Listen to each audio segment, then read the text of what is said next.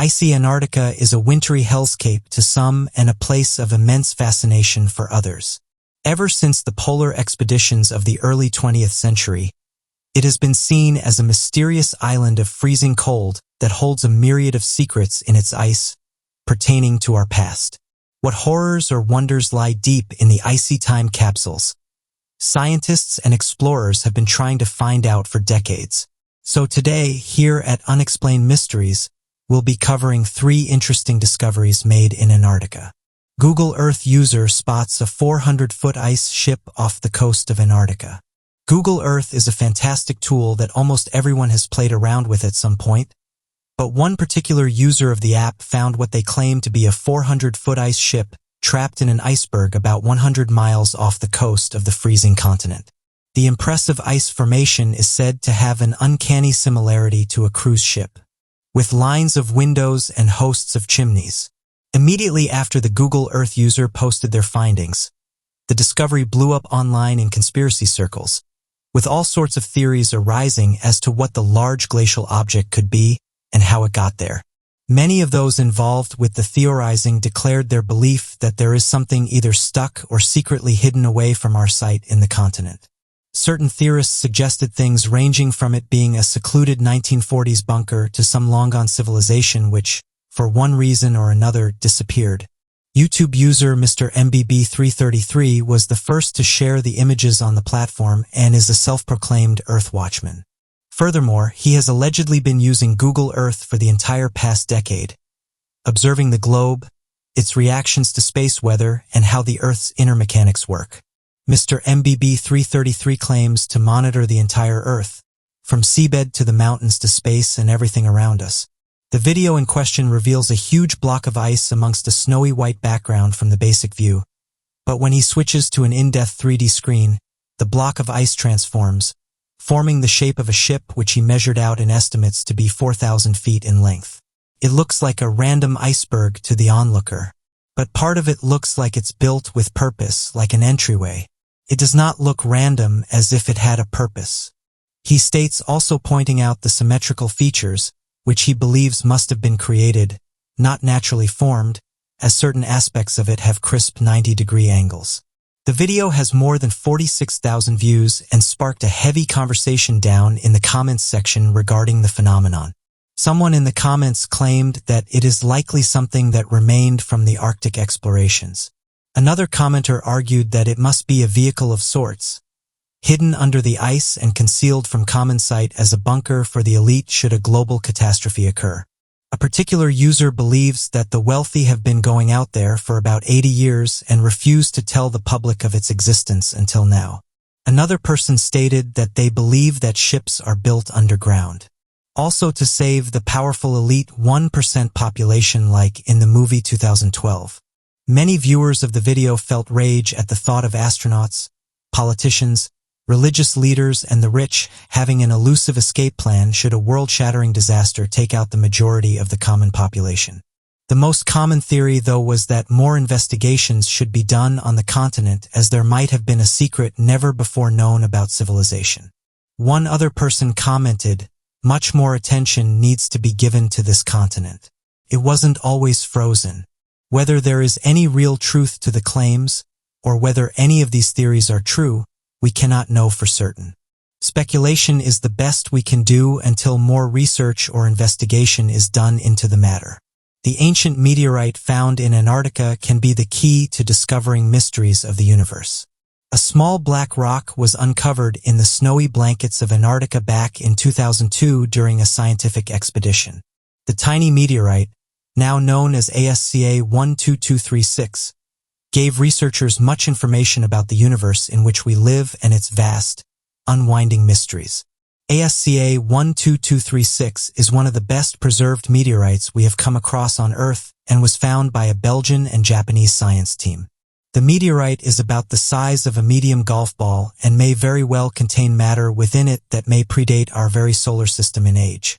Connell M. Alexander, a scientist specializing in meteorology at the Carnegie Institution for Science in Washington, D.C., has stated, "It's fun to think about how these things happen to be full of all this different information about how the solar system formed and what it formed from, how elements built up in the galaxy.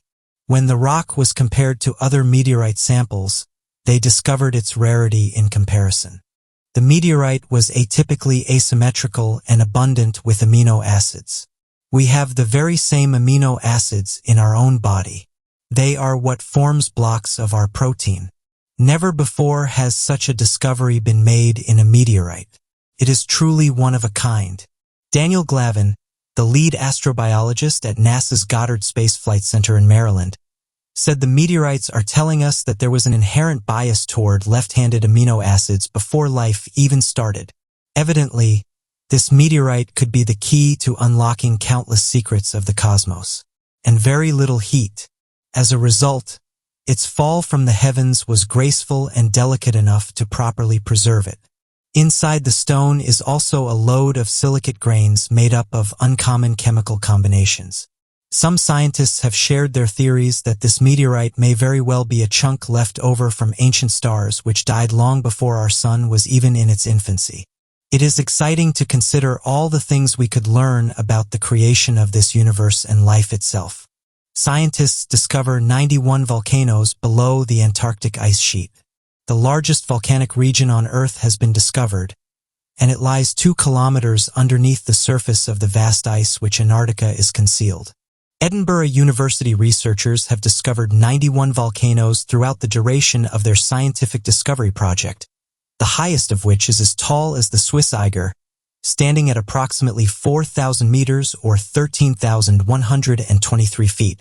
Until now, East Africa's volcanic ridge was considered the place with the highest density of volcanoes.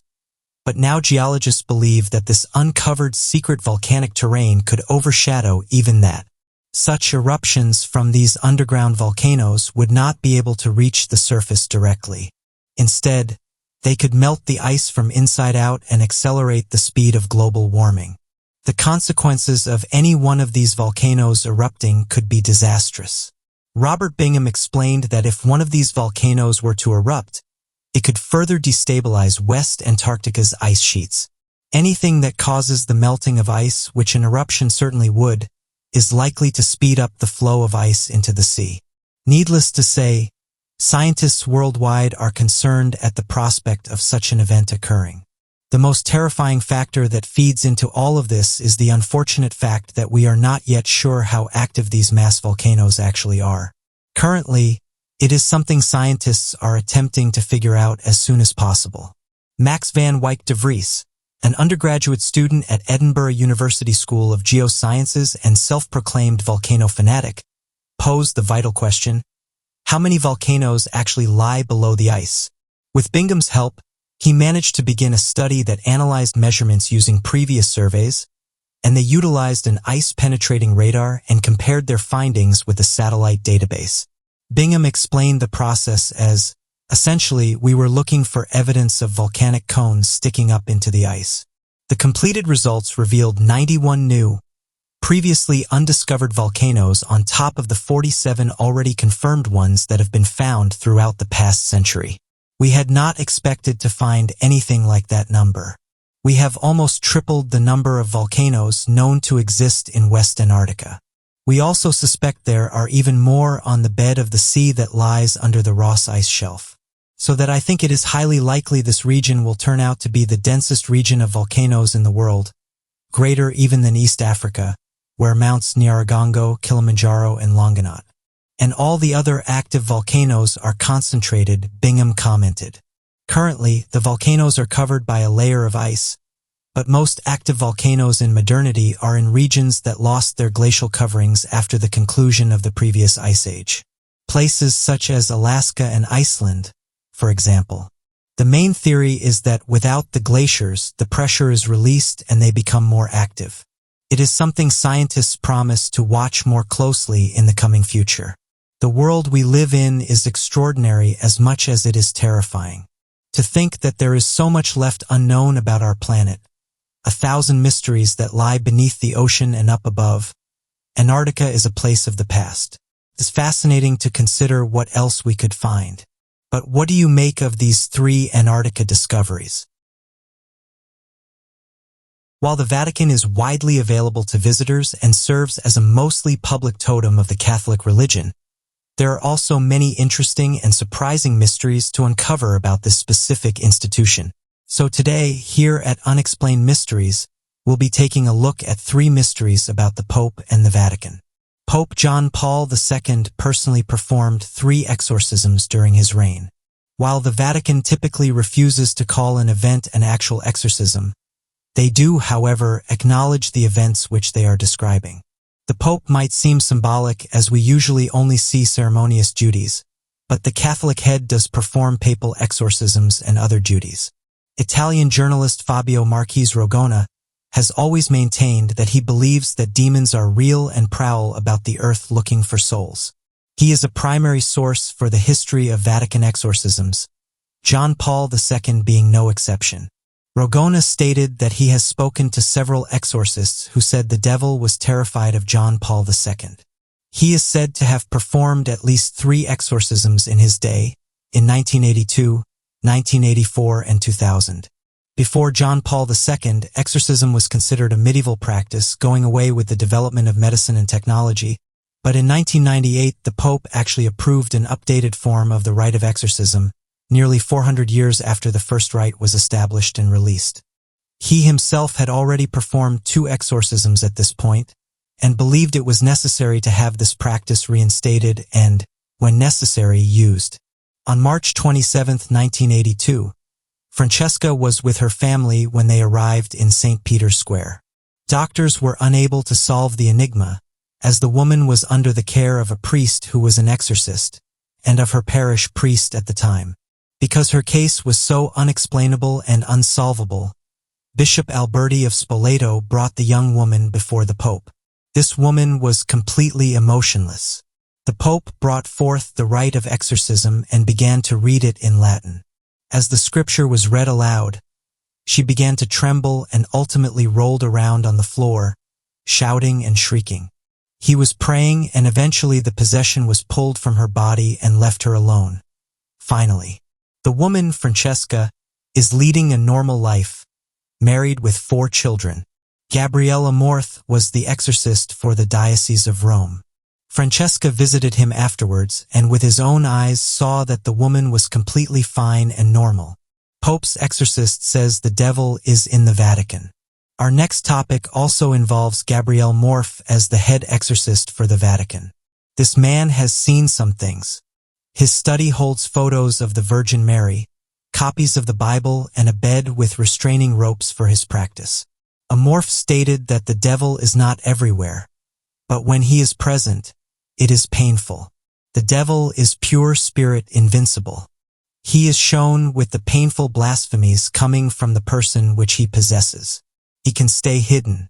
He can speak different languages. He can transform himself. Amorth has seen many exorcisms and many cases that led him to believe that the devil is alive and well and that he is in the Vatican. He claims that the devil tries to attack within Vatican City, and he has tried with the 1981 attack of Ali Agca, the Christmas attack with the crazy woman who tried to harm Benedict XVI. The smoke of Satan looms over the Vatican, especially with the recent events with the church scandal of some horrific claims. When Amorth was interviewed, he was asked, "You've said publicly that you believe," referring to the current church scandals, "that Satan is in the Vatican. Do you still believe this?" He replied with a simple yes and went on to say, he believes that Satan rules the world and that Satan is in the Vatican. The Vatican bank scandals next. We will look at the scandals with the connections to the mafia that the Vatican has been connected to. Many years ago, the Vatican financed its operation with donations and indulgences. Early on, the Vatican made little effort to keep track of finances, which meant the institution was rampant with extravagant and unnecessary spending and embezzlement. After being on the edge of financial ruin more than once, the Vatican decided it was time to appoint Bernardino Nagara as its financial advisor in 1929, who straightened out the church's finances and grew a $92 million investment from Mussolini into almost $1 billion. World War II also played a huge role in the creation of the Vatican Bank, as well as the unique power it held. As the Allies imposed restrictions on bank accounts, it became harder to move money around. Nagara created the bank called the Institute for Religious Works in 1942 to avoid having financial transactions tracked through Western banks. Because it resided in Vatican City, it was exempt from all wartime restrictions and became the world's best offshore bank. The mission to hoard money through the church turned into something shadier than they could ever have imagined. A German officer admitted to having many wartime spies in the Vatican. One of these spies was rumored to be the financial advisor Nagara, and during the war, he began investing in Italian insurance companies. These companies made money by keeping financial assets from life insurance policies of deceased Jewish policyholders and refused to pay out for those still living. The Vatican was never a direct insurer, so it was not required to pay restitution after the war. During the war, many financial records were lost and destroyed, and the Vatican itself refused access to its record. The full scope of this scheme remains widely unclear. At the time, the Pope refused to publicly denounce anything that Germany was operating, even though the Vatican was well informed of what was going on before allies even knew. This led to a systemic best management of funds into a long-term link to the mafia. In 1973, the U.S. Justice Department began looking into the role that the Vatican Bank played in a counterfeit and stolen securities operation led by the mafia. New York gangsters were planning to sell fake corporate bonds and stock certificates to the Vatican. This would have been an almost billion-dollar payment. An individual Vatican cardinal was going to use the fake securities as collateral in order to obtain financing. The fake bonds would have gone completely undetected unless the Vatican Bank lost money on its investments and couldn't pay back on loans.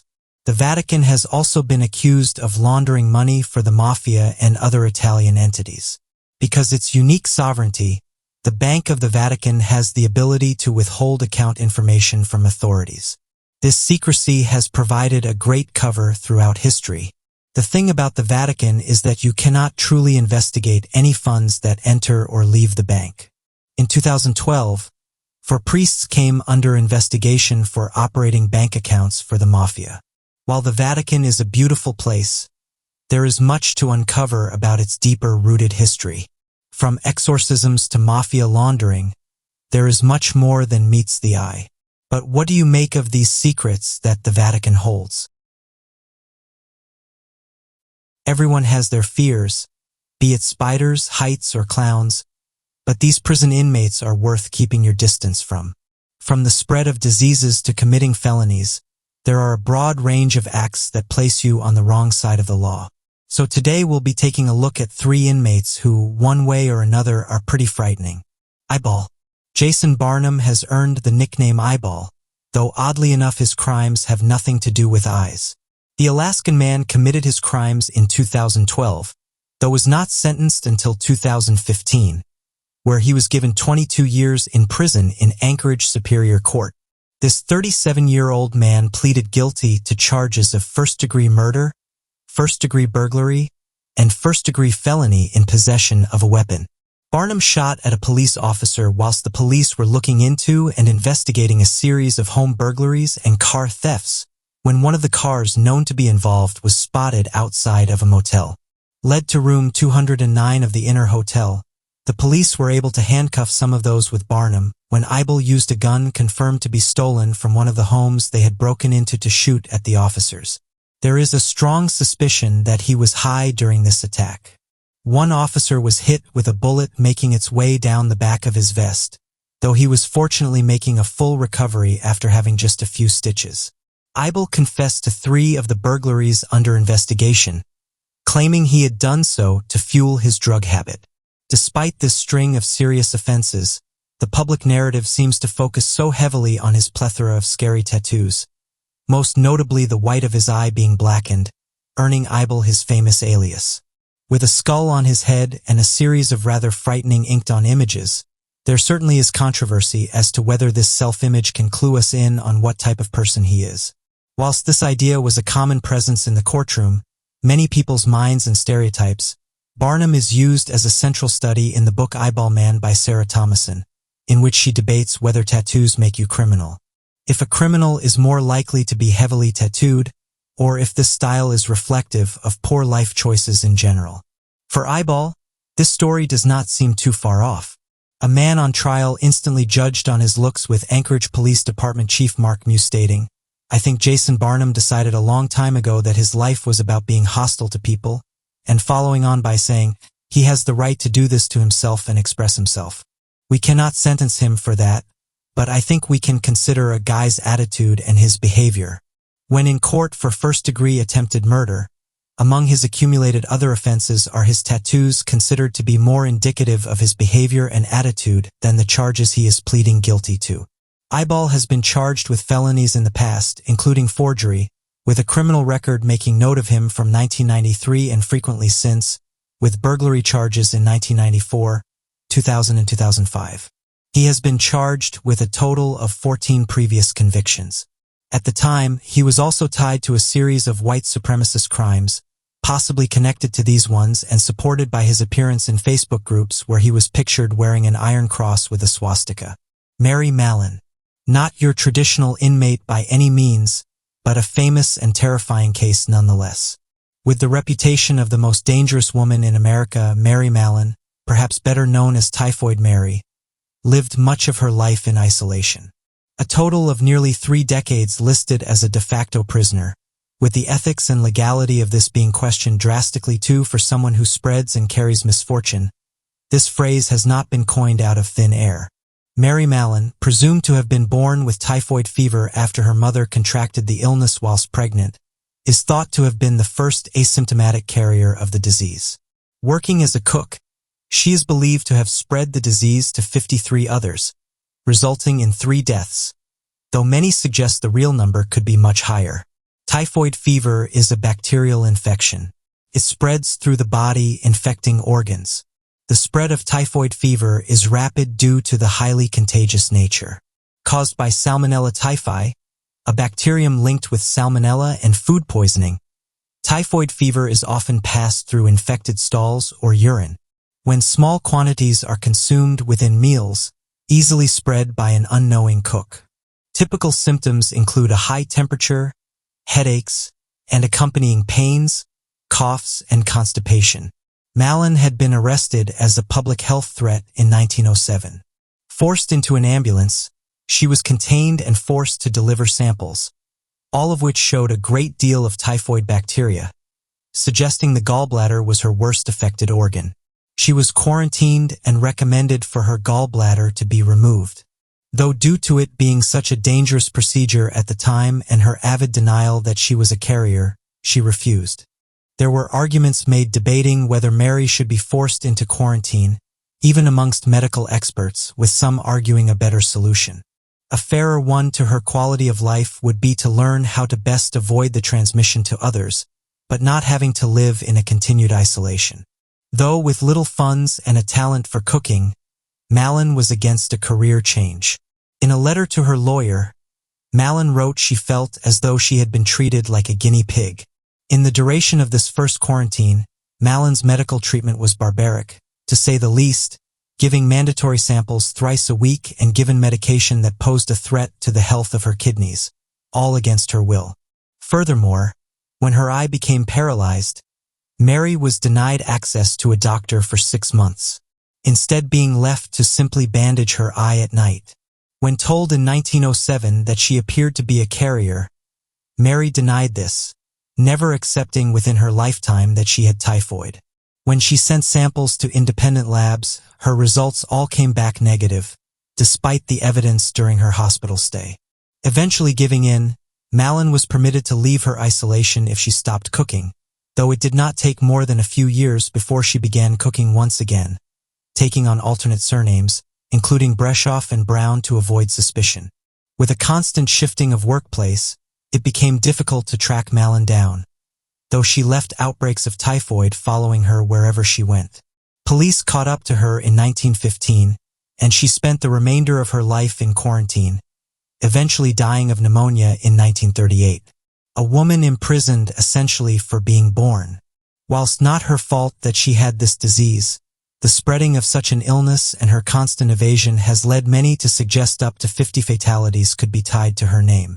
Typhoid Mary lives on in our modern-day language, though Mallon herself left a legacy of ethical healthcare practice, forcing many to question the fair treatment of patients.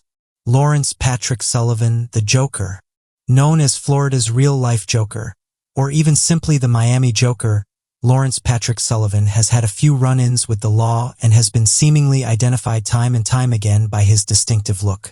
This green-haired tattoo model features a Joker-like grin tattooed on his face. And it is a look that has, according to him, served him well. Way back in 2017, Lawrence Patrick Sullivan was arrested when he haphazardly waved a loaded firearm at oncoming cars in Miami. Calls to the police described him as man dressed like the Joker. Sullivan claims his lack of a permit for his weapon was due to the cost, that it was too expensive to obtain the correct permit for the firearm. Under the laws in Florida, this could equate to a 5-year sentence.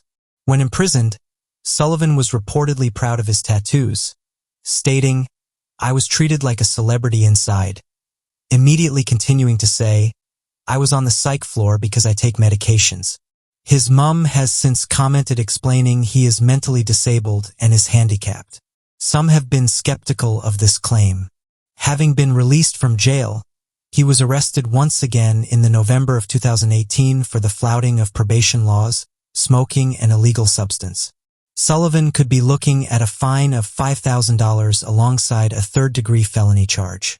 His assortment of tattoos extends beyond the Joker grin as 2 other Batman-themed tattoos, as well as a cross, sword, leaves of substances, the Grim Reaper, and Freddy Krueger, all making an appearance. Sullivan does not appear to be the only Joker-themed criminal roaming Florida, with one Christopher Sides telling the police he embodied the Joker when he was arrested at the cinema. Whilst the Joker may be fictional, the tattoo replications of his iconic appearance and accompanying acts are all very real. But what do you make of these 3 true criminal stories and their behavior? Films have given us some of the most iconic moments in cinema history. Rather chillingly, some of these movies are actually based on real-life events. So today, we'll be taking a look at these 3 horror movies that were based on real events. The Strangers, the 2008 horror film, The Strangers terrified audiences with its tense and fear-inducing home invasion plot.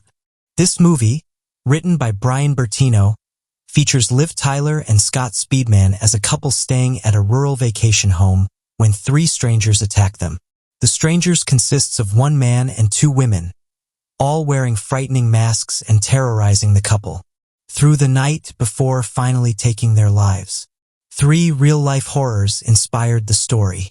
The Manson family Tate executions in 1969, the Ketty cabin in quadruple homicides in 1981, and Bertino's own experience with various break-ins in his childhood neighborhood.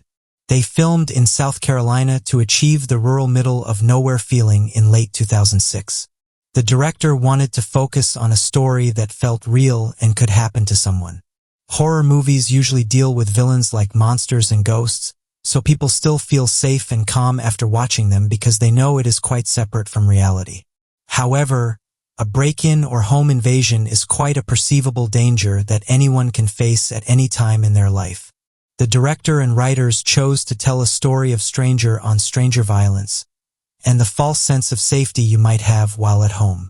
The Strangers gained inspiration from the horrific Tate LaBianco and Ketty murders, both of which happened in California. In 1969, actress Sharon Tate lost her life in her home while 8 months pregnant, alongside 3 of her friends by members of the Manson family. Charles Manson was a commune and cult leader who ordered 4 of his followers to eliminate everyone in her house. The next night, he and his members also took the life of Leno and Rosemary LaBianco after breaking into their home. They were all sentenced to life in prison for their involvement in these brutal attacks. In 1981, in a rural town in Northern California, Sue Sharp was brutally eliminated during the night along with 2 of her children, Tina and John's friend, Dana Wingate, in their cabin on Kedee Resort. Sue's 2 youngest sons and a friend were also at home but were unharmed in the other room. The quadruple homicide remains unsolved, even though several new leads and details have appeared over the years. Officials now believe a neighbor and family friend committed this crime, but cannot provide concrete details because the initial investigation was poorly conducted and constantly overlooked crucial evidence. The Strangers used these real events as the foundation of its plot. Bertino wanted to tell the story from the victim's point of view, what they went through and the fear they felt, without explaining the strangers' psychologically damaging life story and reasons for violence. The film's reviews were mixed, as some disliked the characters and writing, while others praised the tense atmosphere and suspense. The movie highlighted that attacks happen anywhere, both urban and rural, and at any time. It had a $9 million budget but managed to gross a worldwide $82.4 million at its box office opening, quickly becoming a cult film and leading to a sequel 10 years later. The Hills Have Eyes was inspired by the story of Sawney Bean. This 1977 horror film was written and directed by Wes Craven. The Hills Have Eyes is about a family whose car breaks down in the Nevada desert, leaving them stranded and pursued by a cannibalistic family. Its budget was only under $1 million, but earned $25 million in its total box office, resulting in an entire franchise. There was a remake in 2006 by Alexander Asher and Gregory LeBosser of the same name with a few alterations, which was also a huge success, although critics were harsher on their characters. The original story revolves around a couple, Bob and Ethel, as they travel through the desert with their 3 children, Lynn, Brenda, and Bobby, Lynn's husband, Doug, and their baby daughter, Katie, and 2 German shepherds called Beauty and Beast. A gas station owner advises them to stay on the main road and not to go through the hills, but they ignore him and end up crashing their car while on a side desert road. The movie follows the various family members as they are attacked and killed by a violent and demented family. Viewers learn that the gas station owner attempted to do away with his violent and deranged son. He survived, though, and had 3 sons and a daughter with an equally vicious prostitute. They were kidnapping, robbing, and eating people stuck on the road or hiking in the area. The remake made the antagonists a family of mutants who suffered from radiation poisoning after the U.S. government conducted nuclear experiments on their town. The plot used many inspirations. The mutant antagonists are a common movie trope, especially in a story based in New Mexico or Nevada's deserts because of the government's nuclear weapons tests. They also based the deformities off of nuclear attacks like Hiroshima and Chernobyl and chemical attacks like Agent Orange in the Vietnam War. The original director was inspired by the Grapes of Wrath, Texas Chainsaw Massacre, and a Scottish myth. The storyline's ultimate influence was the legend of Alexander Sawney Bean, a Scottish cannibalistic clan leader. In the 16th century, Sawney and a brutal witch called Black Agnes left society and moved into a cave where they hid for 25 years. They grew a large family of 8 sons and 6 daughters who participated in incest, leading to 18 grandsons and 14 granddaughters. The Bean clan ambushed groups of travelers, robbing and eating them while being careful to make it seem like an animal attack to avoid villagers' suspicions. One night, however, were unable to do away with one of their victims, and he notified the town of the family's existence. The king sent a 400-man search team, which eventually found the cave using bloodhounds. The legend has 2 variations. They were all taken to jail in Edinburgh and executed, or where the soldiers suffocated them in the cave with gunpowder. Historians are still unsure whether the Wes Craven used Sawney Bean's legend as inspiration to show how easily civilized and educated people can turn savage and violent. The remake blamed the violence on deformities and poisoning, but the original film wanted to show how anyone could become barbaric. The victims themselves transformed into ruthless attackers to survive the cannibals, thus becoming mirror images of each other. Child's Play is based on Robert the Doll, perhaps one of the most famous horror movie franchises. Nearly everyone knows about Chucky the Doll in Child's Play, even if they've never actually seen the films. The series created by Don Mancini focuses on a serial killer who escaped capture and death by transferring his soul into a doll through a voodoo ritual. The original film was released in 1988 and followed by 3 others, nearly all box office successes. The franchise has created video games, comic books, and a recent television series airing in 2021. Overall, the franchise has earned well over $250 million in total. The first movie set in Chicago began with a police officer shooting serial hunter, Charles Lee Ray. Ray was a voodoo practitioner and moved his soul into a child-sized doll gifted to Andy by his mother, Karen. The film follows Chucky as he targets his previous partner who abandoned him and the officer who took his life. He terrorizes Andy and his mother, trying to possess the boy before he is stuck permanently as the doll. The mother, son, and cop work together to destroy Chucky by finally shooting him in the heart. The sequels feature Andy a few years later, once again, attacked by a reincarnated Chucky, who is still trying to possess the boy's body. A real-life legend actually inspired Chucky's story. Throughout history, many people claimed their dolls were haunted or possessed by a spirit. One such story is about Robert, a haunted sailor doll from the 1900s in Florida. Robert Eugene Otto was an eccentric artist and part of a wealthy family in Key West, Florida. The doll was given to him by one of his abused servants, a voodoo practitioner wanting to get back at his family. Otto would often have conversations with the doll, which he named Robert, and his parents sometimes heard responses in different voices. Various legends surround the doll, but almost all say it can move, make different facial expressions, and giggle. The doll has telekinetic power, moving items and causing car accidents, broken bones, and divorces. Otto always blamed the doll whenever bad or strange things happened at home. He would even scream in the middle of the night and blame the doll for doing something wicked. Visitors of the house said they would hear footsteps and laughter upstairs.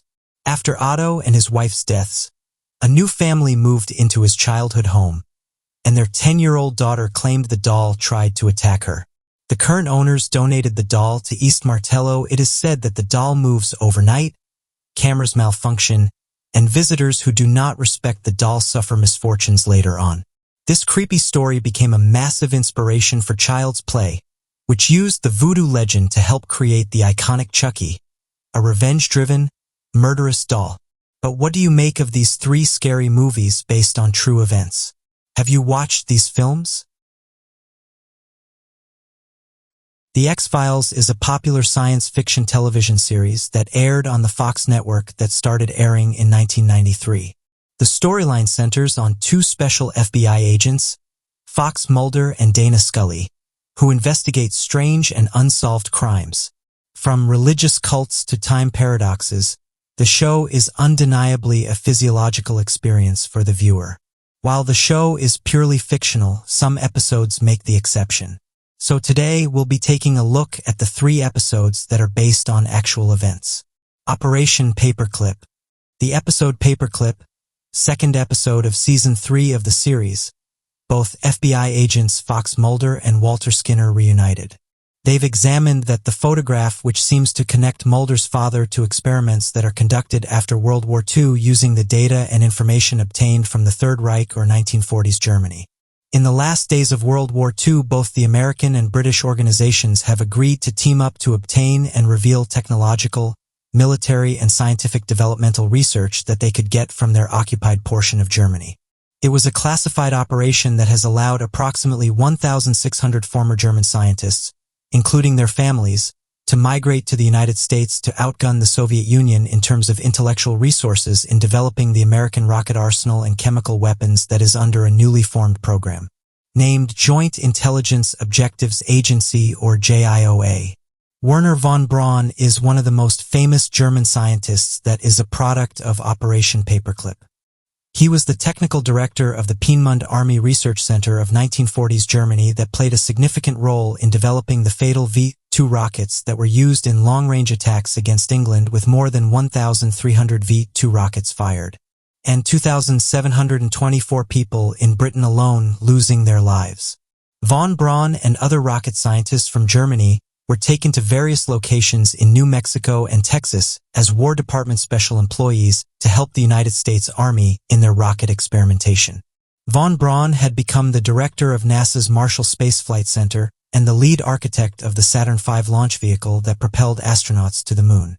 Even though President Harry Truman had issued sanctions on the operation and denied the agency from recruiting German scientists and other active supporters, the JIOA's officials and the Office of Strategic Services, or the OSS, the predecessor of the CIA, had bypassed the command by destroying or covering up undeniable evidence of 1940s crimes from each scientist's record and justified that their intelligence is vital to the post-conflict efforts of the country and possible attack against the Soviet Union. The defenders of Operation Paperclip have argued that the operation is necessary to tip the balance of power in favor of the United States, which has been successful during these hostilities. With the technological advances that were significantly beneficial to the country, the ethical cost of ignoring their revolting 1940s crimes without accountability or punishment is a serious matter. Makes you question the compromises covert agencies have to accept to have the advantage. Philadelphia Experiment. In the 19th episode of the second season of the series named .com, Agent Mulder and Scully investigate a United States Navy ship in the North Atlantic. They've observed that the crew had somehow aged extremely, which also made both agents age rapidly like the crew aboard the ship. An author named Morris Jessup in 1955 had received 2 postal letters, which had been sent by a person named Carlos Allende. The subject of the letter is the disappearance of the American battleship that suddenly appeared in Norfolk in Virginia, which is 600 kilometers away from Philadelphia. After 15 minutes, the battleship again disappeared in Norfolk and it appeared in Philadelphia. When the ship reappeared in Philadelphia, the crew on the ship got fused into the metal walls. The bodies of the crew remained while some of their legs, head, arms are dangling off. Roughly 200 crew members had been tortured on that day while the time of the clock in the ship was behind 10 minutes. The battleship had been teleported and had undergone time travel. As Morris Jessup had remembered reading experiments conducted by Nikola Tesla and Albert Einstein, he stopped reading the letter for he felt a kind of fear. He thought that the incident was impossible and the writer of the letter had written him a fictional story to undermine him. Exactly 2 years later, the Office of Naval Research received a package. After they opened it, there was a book inside that oddly had 3 unknown persons using a code language that concluded that they were talking about a piece of vital information. The 3 people conversing used 3 colored inks, suggesting that there were 3 people communicating through the book. As a result, Morris Jessup was summoned by the ONR to show his book. Jessup understood the coded conversation and said that it was a relation between his book and the letters that he received 2 years ago. Jessup went back home and searched for the letters and started reading from the beginning.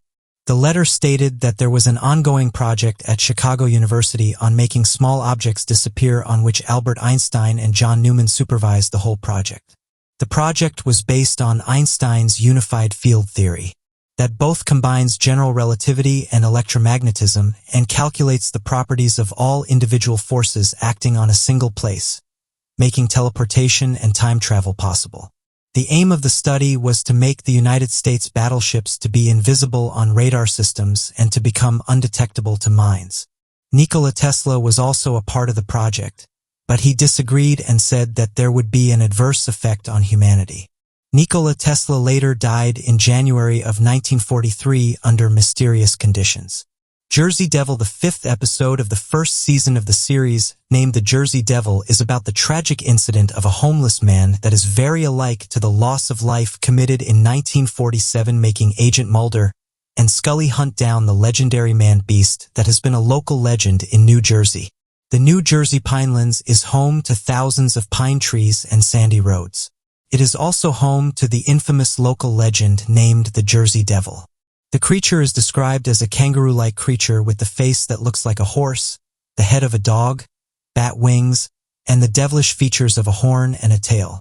For more than 250 years, the Jersey Devil is believed to be lurking through the marshland of southern New Jersey and cause occasional rampages throughout the cities and towns of the state. It is widely believed by the locals in New Jersey that the creature emits a high-pitched, blood-curdling scream. According to popular folklore, in the early 1700s at the Pine Barrens of New Jersey, there lived an old Quaker woman named Leeds, where she took care of 12 rowdy children. When she learned that she was having her 13th child, she cursed herself and screamed that she wished that her 13th child would be born a devil. When the devil child was born, it killed and devoured its mother, the midwife, and 12 children. When the devil finished its first meal, It flittered its devil-like wings and flew up the chimney. That night, the Jersey Devil tormented the surrounding area, snatching up other children. Tales of the Jersey Devil spread, with it causing crop failure, cows to stop having milk, and droughts. Sightings of the creature covered great geographic distances, from Bridgerton to Haddonfield in 1859 to the New York border in 1899, and from Gloucester City to Trenton in 1909. Tales of the devil had previously been passed by word of mouth. However, the police and newspapers published accounts during a famous week in January of 1909 cementing the devil into folklore. 30 different sightings in a one-week period told of the devil sailing across the Delaware River to Maryland, Pennsylvania, and Delaware. Reportedly, and experts from the Smithsonian thought the devil to be a prehistoric creature from the Jurassic period.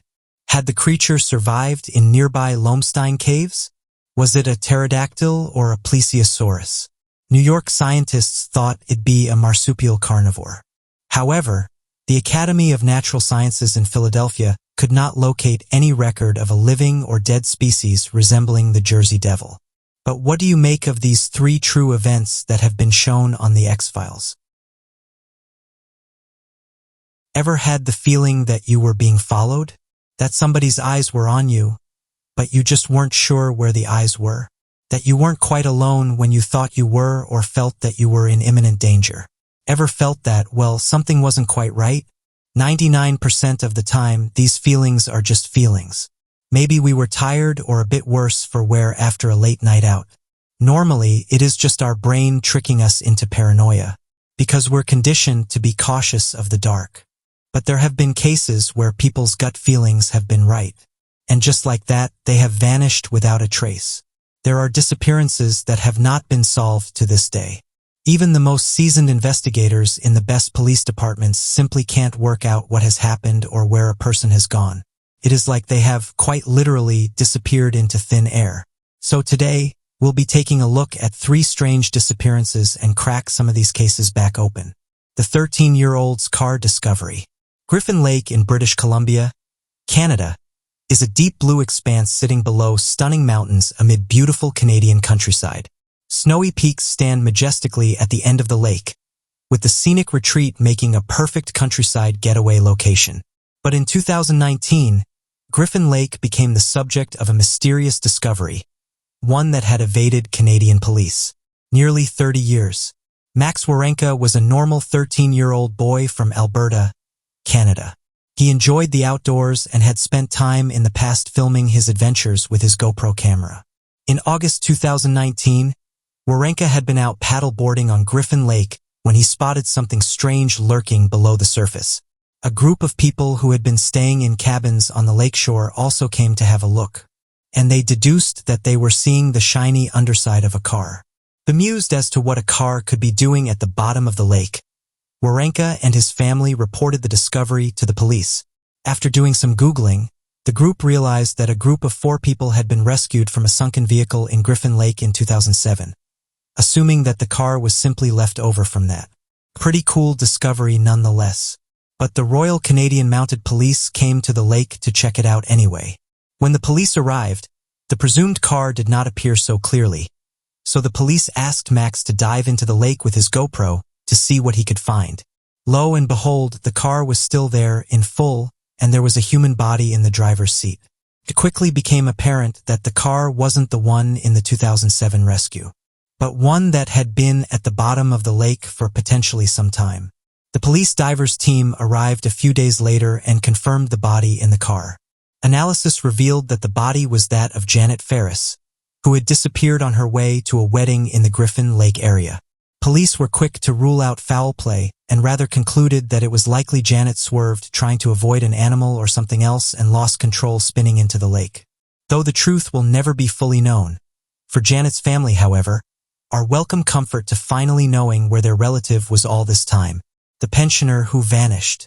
James Pruitt, a 70-year-old resident of the sunny state of Tennessee, was reported missing from the Rocky Mountain National Park in early March 2019. Alarm bells were first raised when his car was found desolate at the Glacier Gorge trailhead on the early morning of March 3rd.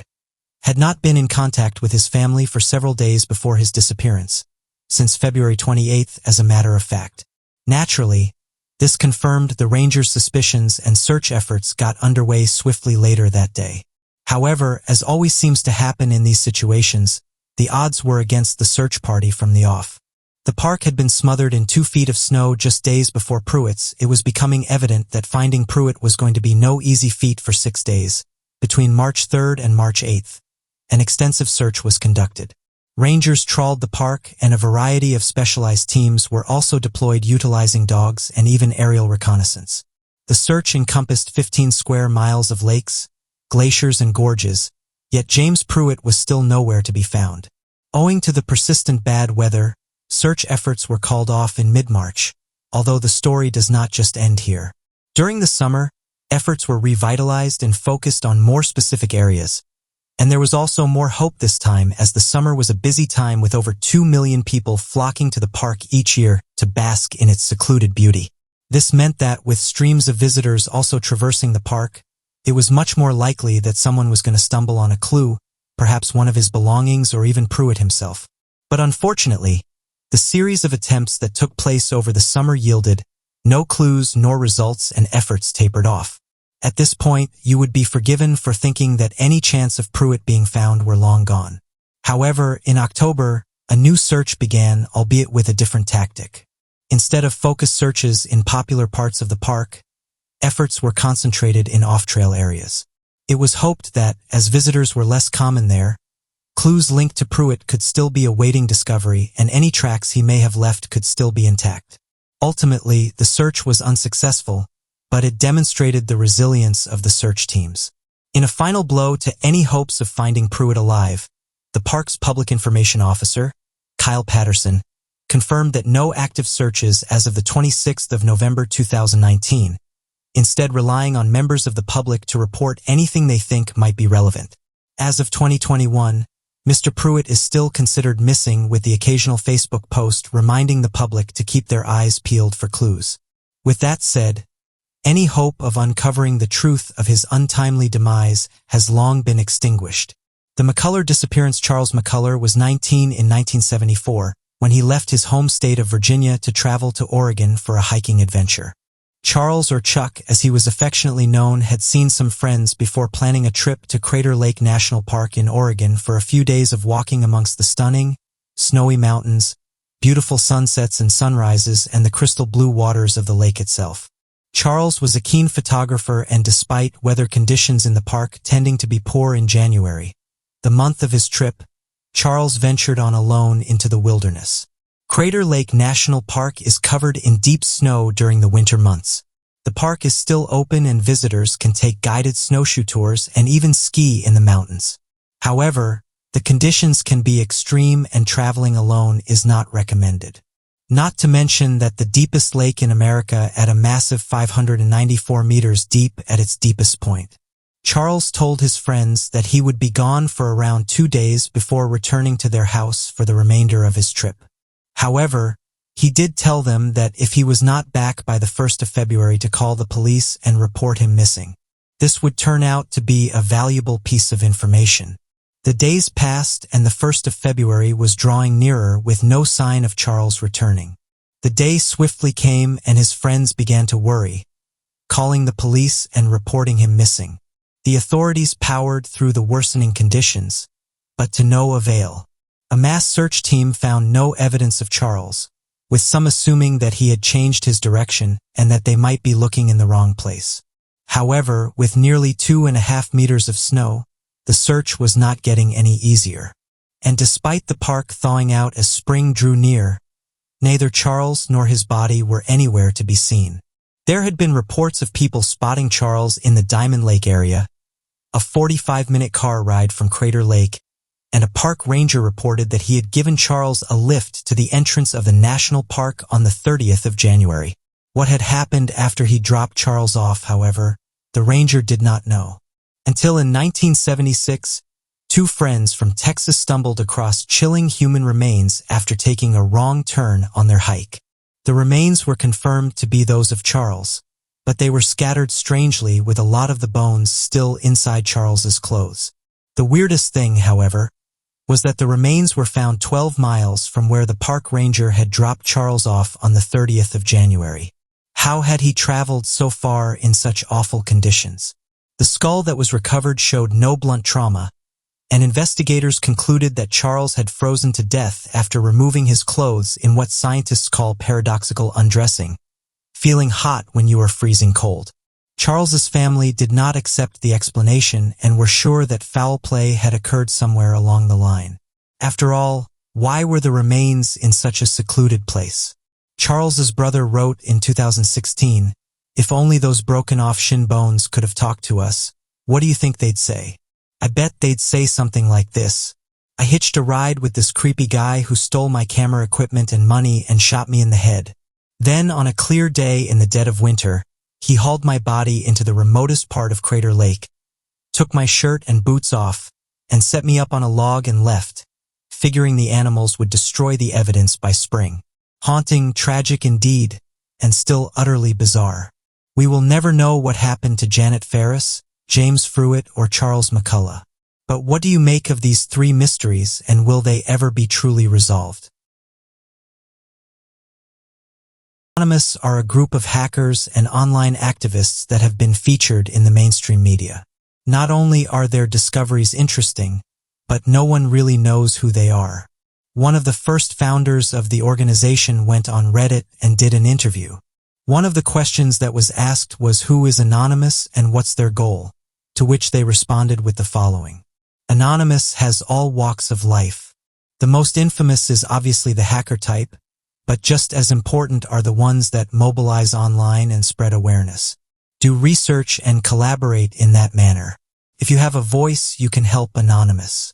When asked what future members of Anonymous will be tackling, he said the following: privacy rights, big data, monolithic megacorporations owning everything about your life. End quote. This response received the most upvotes and created an interesting discussion around billionaires. How much wealth one person should own, along with other interesting talking points. It's important to note that pretty much anyone can claim they're part of Anonymous. Recently, several members of the group came forward and said that the U.S. Space Agency, NASA, is getting ready to release information on alien life. The group posted the following. NASA says aliens are coming. The group has said it's come to this conclusion based on how the conversation has changed on the alien topic, saying that people like astronauts are more openly talking about them and that the government are saying that they've had encounters with these beings, saying that over the last 100 years mysterious crafts have made contact with our planet and these are unlike anything that we've ever built. Not only this, but the group also point out the UFO sightings and amateur researchers have played a big part in this, saying that these everyday people have managed to create a talking point that's now been taken seriously. Although the group made these claims a while back, something to note is that not long after these claims an incredible announcement was made by Eric Davis. According to Eric Davis, the astrophysicist claims that the United States Department of Defense is in possession of recovered off-road craft that is verifiably not made on our planet. His story that was detailed to the New York Times claims that Davis was tasked with giving classified briefings to Defense Department agencies, the Senate Armed Services Committee and the Senate Intelligence Committee last October. During multiple instances of recovered materials from extraterrestrial events, Davis details that he was unable to determine the source of the materials that made up the recovered artifacts, most likely being off-world metals or materials that could not have been terrestrial in nature. Interestingly, following the supposed claims of briefings to the Senate Intelligence Committee, the Intelligence Authorization Act was passed by the Senate, which orders the program to report at least a fraction of its findings to the general public within 180 days after the passing of the act. This could very well mean that within the next few months, eventual disclosure of the project and the advanced recovered extraterrestrial materials will be slowly released to the general public. Although skeptics have been quick to claim that Eric W. Davis is nothing more than a fraud making outrageous claims, key figures have also come forward to back up the claims of Davis, including the former director of the Pentagon's Advanced Error Identification Threat Program, Luis Elizondo. Additionally, in regards to the program and its ties to the passing of the Intelligence Authorization Act, Former Senate Majority Leader Harry Reid commented that he'd been involved in the effort and hopes that the UFO investigation program will seek further evidence of other potential recoveries of extraterrestrial crafts. Even the acting chairman of the Senate Select Committee on Intelligence, Marco Rubio, provided an official statement in which he says the following, "But maybe there is a completely sort of boring explanation for it, but we need to find out," expressing concern that the increased reports of unidentified crafts over American military bases is definitely seen as a threat, not only to the national security of the United States but also the general public. Although Marco Rubio believes the sightings could be attributed to a possible technological leap made by China or Russia, Eric Davis and Luis Elizondo are far more certain of the craft originating from an off-world source. Across several interviews from mass media news outlets, Luis Elizondo claims that not only did these crafts exhibit behaviors that appear to defy the very laws of aviation, but that these crafts were found to be 100% not man-made and were out of the scope of human capabilities. His reasoning for this claim was that the crafts investigated demonstrated hypersonic capabilities. That is described as being far beyond the scope that is physically tolerable by a human being, of whom would experience a high amount of Gs to the point that it would either be fatal or seriously wound them. This meant that whoever or whatever was piloting these aircrafts appeared to be non-human. Not only this, but the technological developments of these crafts also made it very apparent that the creation of these unidentified flying objects were vastly superior to anything man-made. Luis Elizondo describes in one of his many reports regarding the subject matter as the following: "There is a lot we really don't know. We have identified anomalous craft that does not have the obvious flight surfaces, forms of propulsion and maneuvering in ways that include extreme maneuverability beyond the healthy G-forces of anything biological. These aircraft, we'll call them aircraft's display capabilities, not in the U.S. arsenal or any other military is." So what do you make of these recent claims? And do you think we will be told the truth about these mysterious crowds? And also alien life? A former Canadian defense minister, who has said that the world's most powerful people are concealing the presence of aliens, is asking the government to release what they know about UFOs and extraterrestrials. Paul Hellyer has an impressive background. He served as Canada's defense minister in the 1960s. He oversaw the drastic changes within the Royal Canadian Navy, Canadian Army, and the Royal Canadian Air Force, in which they were eventually turned into a single organization. It's his recent comments, though, that have caused him to be featured in the mainstream media. Mr. Hellyer started to make comments on unidentified flying objects around 2015, where he stated that these crafts are just as common as planes, going on to say that aliens have been visiting Earth for many years now, and the reason they started to take an interest in us is because of the atomic bomb. Many UFO researchers have said that when the first atomic weapons were being tested, there was a huge increase in UFO sightings. Mr. Hellyer, along with those who researched the phenomena, explained that when aliens saw what we were doing with atomic bombs, we suddenly became a great threat to the cosmos. In an interview with Russia Today, he said the following: "The reason for this was that man was stupid enough to invent the atomic bomb. Aliens are frightened that we're going to use it again and again, and this will affect the whole balance of the cosmos." End quote. Mr. Hellyer suggested that various people who worked for the United States government know what's going on, and even said that when you're put in contact with the correct people, it doesn't take long for you to get the proof. He explained that the documents he's received and the people he's talked to have told him there's between 2 and 12 different alien species. And one of the reasons why people don't know about this is because the majority of them look like us. This is in line with what people have said in the past. In fact, according to the Mutual UFO Network, the second most commonly reported alien is nearly completely identical to human beings in almost every way, except for a few key differences. Referred to by MUFON as the Nordic alien species, the Nordic aliens are reportedly aliens that have long blonde hair. So blonde that it's commonly mistaken as being white, pale skin, deep blue eyes, and stand between 6 to 7 feet tall. The first ever reported encounter with the Nordic aliens was made back during the 1950s by a man named George Adamski, of whom would later go on to be one of the most famous ufologists, and finish a book titled Flying Sources of Landed and Inside the Spaceships. That would feature in-depth descriptions of his encounters throughout the 1950s. Many of those that have claimed to have encountered the Nordic aliens or have been abducted by the species claim that the Nordic aliens possess advanced telepathic abilities, able to communicate entire concepts and emotions with their abductees and instill them with a tremendous amount of new information. Although many claim that the species is benevolent in nature, with some claiming that the Nordic aliens are preparing to save the human race for abduction in the event of a world-changing catastrophe, there appears to be a number of doomsday cults that worship the Nordic aliens in sinister ways. Helia's main message, though, is that these aliens have the knowledge to change our planet, and that when the time comes he thinks they will step in and make the world greener. He said that higher officials told him this has to be done in the right way, otherwise people won't get on board, saying that information occasionally gets leaked to the public, and this is in order to get them accustomed to the idea. Many members of the alien community have speculated that perhaps the main cause for the government's continued overall lack of transparency regarding the existence of extraterrestrial visitors is due to an old report provided by the Central Intelligence Agency's Psychological Strategy Board that concluded that the public's potential reaction to unidentified flying objects could be constituted as a threat to national security. Interestingly, this appears to not be the case in recent years. The 1950s was a long time ago, and since then the idea of extraterrestrial visitation has been welcomed with open arms by the public. And the normalizations of such alien imagery via science fiction movies, popular comics, and worldwide media has played a tremendous role in this explosion of extraterrestrial fascination. Given recent findings by programs such as the Advanced Air Threat Identification Program, it's said that the very existence of the unidentified flying objects is already a national security threat. This has caused some to be torn, saying that if these objects were really a threat, then surely they would have done something by now. These talking points make for interesting discussions. But unfortunately, as of right now, many don't buy the idea that aliens are walking among us.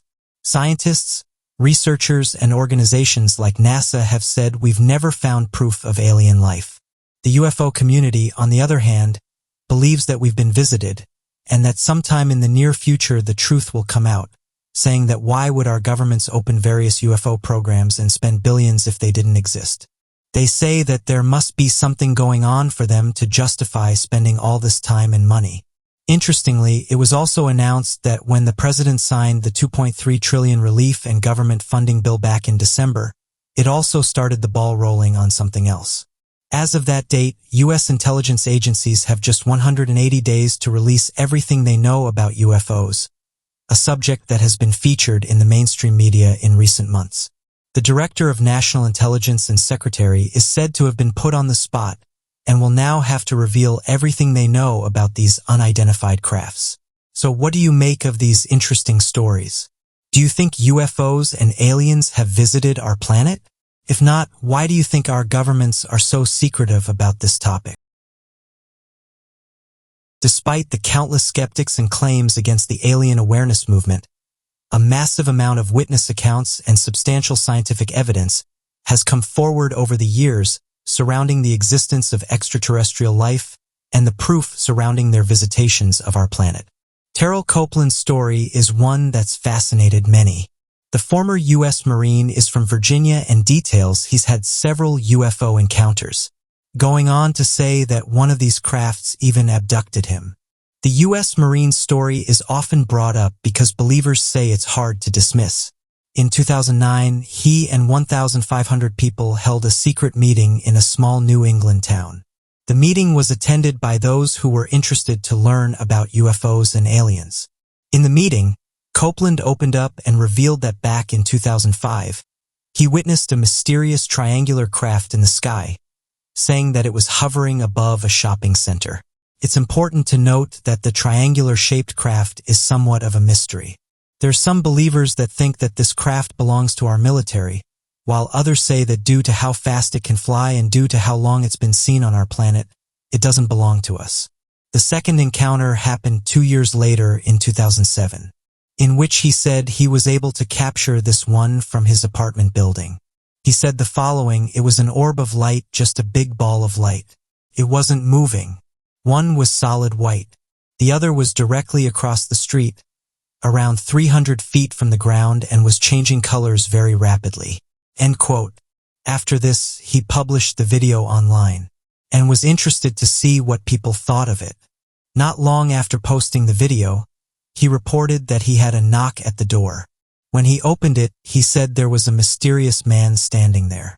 And when he asked who he was, the man replied that he was a military contractor and wanted to talk to him about his recent sighting. One of the questions the man asked was the following: "Do you believe the U.S. government is in contact with otherworldly beings?"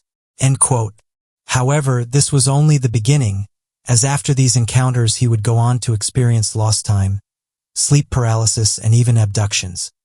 He details that back in 2006 he was abducted by a large craft, and when he came around he could see there was a woman in front of him who didn't quite look human, noting that she had human features, but that she also had large black eyes and an elongated skull. This experience didn't seem to affect him too much, and he even had an open mind about the whole encounter, saying the following: "I just want to be a better person, because if I feel someone from above took notice of me, then maybe I'm doing something right. And maybe if I'm doing something right, maybe I can do better." End quote. Some UFO believers took this further and suggested that he may be part alien, and that the woman he saw could have been related to him in some way. He responded with the following: "That's heavy. It's not surprising to me though. After all that's happened these last couple of years. Could be true. Many are interested in the mysterious individual that knocked on his door," and go on to say it's likely he was visited by the mysterious men in black. Researchers have said it's more than obvious at this point that not only is there a secret agency working around the clock to suppress any information regarding extraterrestrial life, but this secret agency also works to intimidate, threaten, discredit, or even attack people in the alien community who happen to stumble upon damning evidence or have spent their lives trying to expose the truth. This secret agency, be it an agency that works with the government or above them, has come to be known around the world as the hidden men in black, that will stop at no means to prevent the truth from leaking out into the public mind. Many skeptics will claim that supposed figures are nothing more than the paranoid manifestations of theories, who try to validate their work. But the people who are truly in the know are well aware of the vast amount of evidence of such encounters with the men in black. Alien abductions interest many of us. There's a handful of interesting cases that have come to light in recent years. And although scientists and researchers have tried to explain them away, it's things like sleep paralysis. Others have said this phenomenon should be taken more seriously. Another interesting case is that of Judy Doherty. An often recurring theme of extraterrestrial abduction stories is that many alien abductees are unaware of being victims of an abduction until hypnosis allows them to unlock repressed memories seemingly locked away from their conscious minds. This also appears to be the case with the witness account of Judy Doherty. According to Judy's case, back in 1973, four witnesses were traveling home to Texas City when they encountered a strange light that was described as hovering in the night sky. The four witnesses, Judy, her daughter Cindy, Judy's mother, and Judy's sister-in-law, all got out of the car to get a better look at the craft. Suddenly, a period of time passed and the light moved away and disappeared into the distance. Following the event, Judy began complaining of severe migraine headaches, generalized anxiety, and trouble sleeping following the encounter. After visiting a handful of doctors, all of whom believed that the symptoms were most likely physical manifestations of stress, Julie visited with Dr. Leo Sprinkle, a well-known ufologist and trained hypnotist, to help alleviate her stress. Once under hypnosis, Julie began to uncover repressed memories of an alien abduction that took place during the sighting that the four witnesses made only several weeks prior. According to Judy, and later corroborated by her daughter after ongoing hypnosis therapy, the four women were taken aboard the craft and witnessed two small alien entities cut apart a cow and watch them remove its organs. After this, the daughter was then placed on an operating table as the aliens began taking a variety of samples from her. However, Judy nor the daughter go into details by what they mean by this. Once the hypnosis therapy was finished, Judy's symptoms cleared up almost immediately. So what do you make of these interesting stories? And do you think that alien abductions are real? vanished, and this was after they researched the incident and wanted to check out the area for themselves. The majority of tourists were from Moscow, and it said the group were fascinated by the events that unfolded on the mountain. It was this curiosity that made them plan a trip to the Ural Mountains. Officials started to worry, though, as the team should have checked back in by the 10th of February. But they failed to do so. One official said the following: "They have not returned yet, and there's no contact with them." End quote. Officials expressed more concern when they noticed that the group had failed to register their movements in the area. This is normally done by telling officials in the region what you plan on doing and where you plan on going. According to the Ministry of Emergency Situations, they have said that several groups have signed up, but this group had failed to do so. Russian officials then attempted to track down the group, and Russian media said that a day after they went missing, they were successfully found. The group said they had encountered bad weather on the mountain. This stopped them from being able to check in. Something to note, though, is that these reports are limited, causing some to say that perhaps other groups suffered a similar fate to those in 1959. In many people's eyes, the Dyatlov Pass incident has remained a mystery, but now scientists from the Swiss Federal Institute of Technology have said they finally closed the case on what happened. The Swiss Federal Institute of Technology and created computer models to prove their theory. Scientists said that what actually happened was an unusual type of delayed avalanche. For those unaware, the Dyatlov Pass incident happened back in 1959. At the time, the Soviet Union was still hidden behind the Iron Curtain that blocked all information from effectively getting out into the media, or even the rest of the world. During this era, a mysterious incident had occurred that still inspires fear and curiosity in the modern day. Known as the Darlo Pass incident, Nansky hikers went up into the northern Ural Mountains between the 1st and 2nd of February in the hopes of conquering the area that was feared by the locals due to superstitions and strange rumors.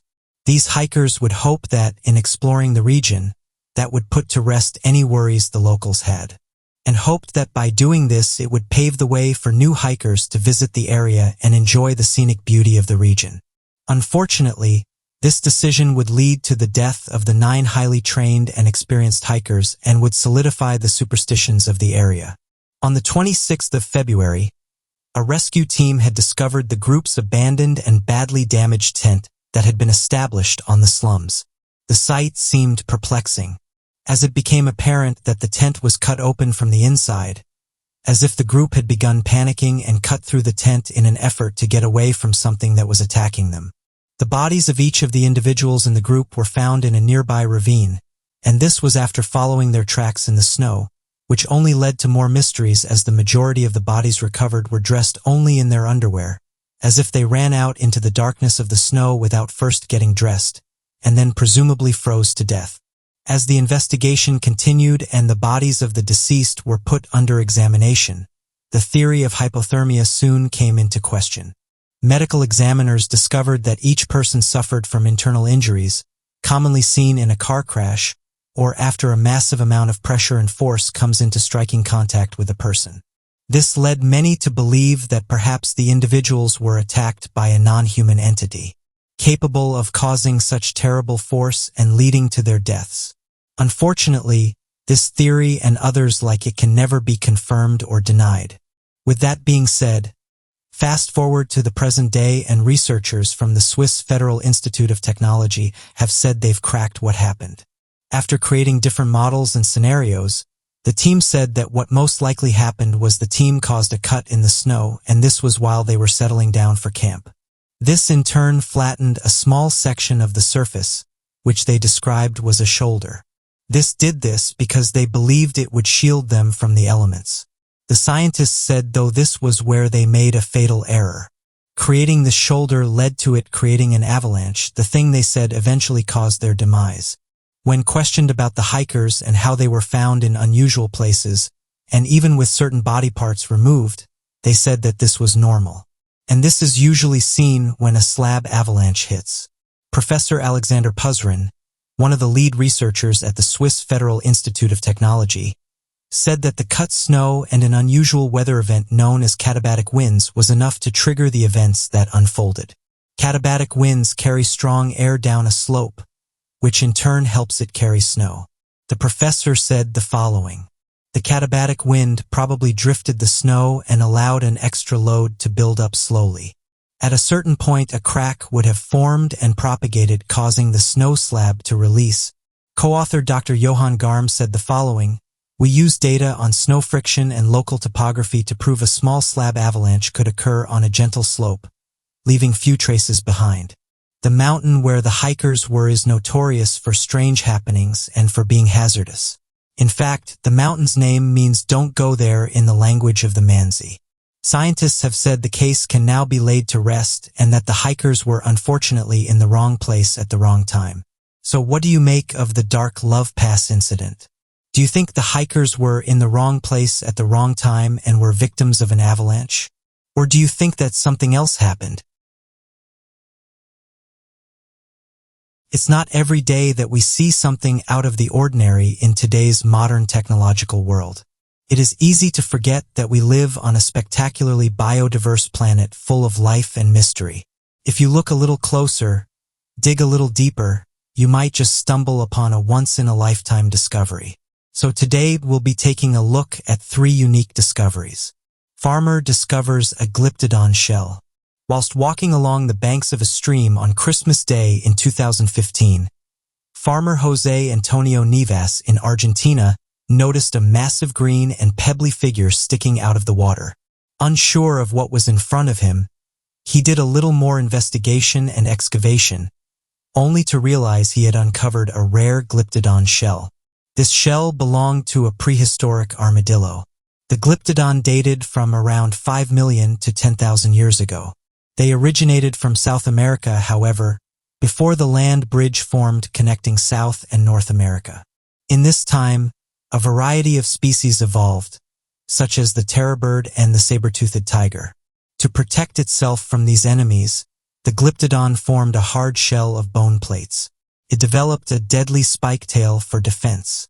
These giants haven't roamed the earth for over 10,000 years, but more and more Argentinians have been coming across their remains in recent years. In early 2020, another found was made by a cattle farmer, Juan de Dios Soto, in Argentina. He stumbled over a family of these prehistoric armadillos while crossing the dried-up riverbed of the Valamanca stream, and he discovered several fossil-like specimens. The regional drought revealed these mega-mammals were previously submerged in the river. An on-site archaeologist stated, "Myself and my team went to the location expecting to find 2 glyptodons. However, when the excavation started, a total of 4 was found. In this location, 4 glyptodons were found huddled next to each other, which is the biggest group of these fossils to ever be found. In this group of 4, some of their bodies were smaller than others, suggesting 2 things.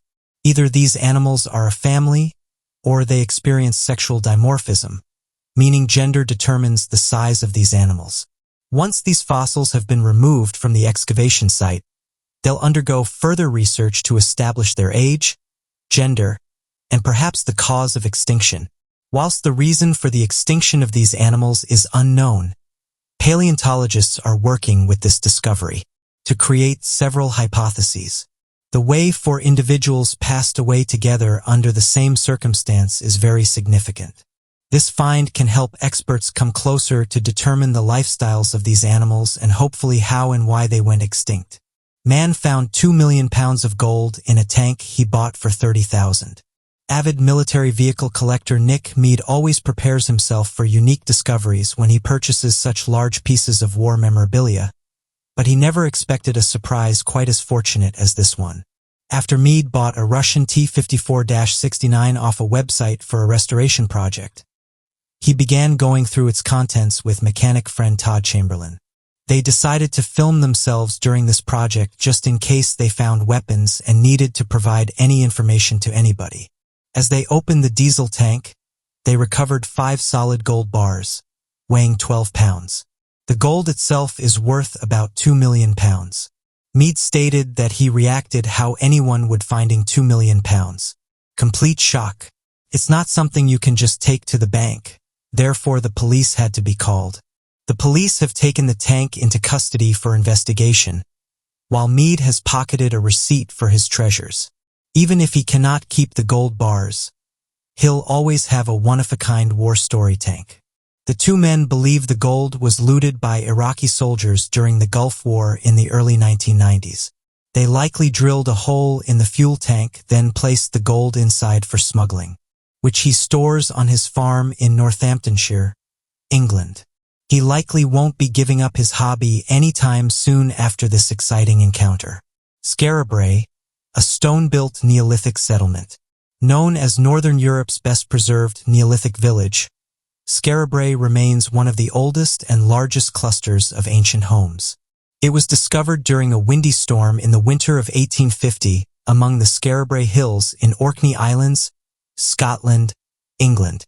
As the storm winds ripped the grassy covering that hid the tops of the semi-subterranean, the Scarabray village was inhabited from roughly 3180 BC to about 2500 BC.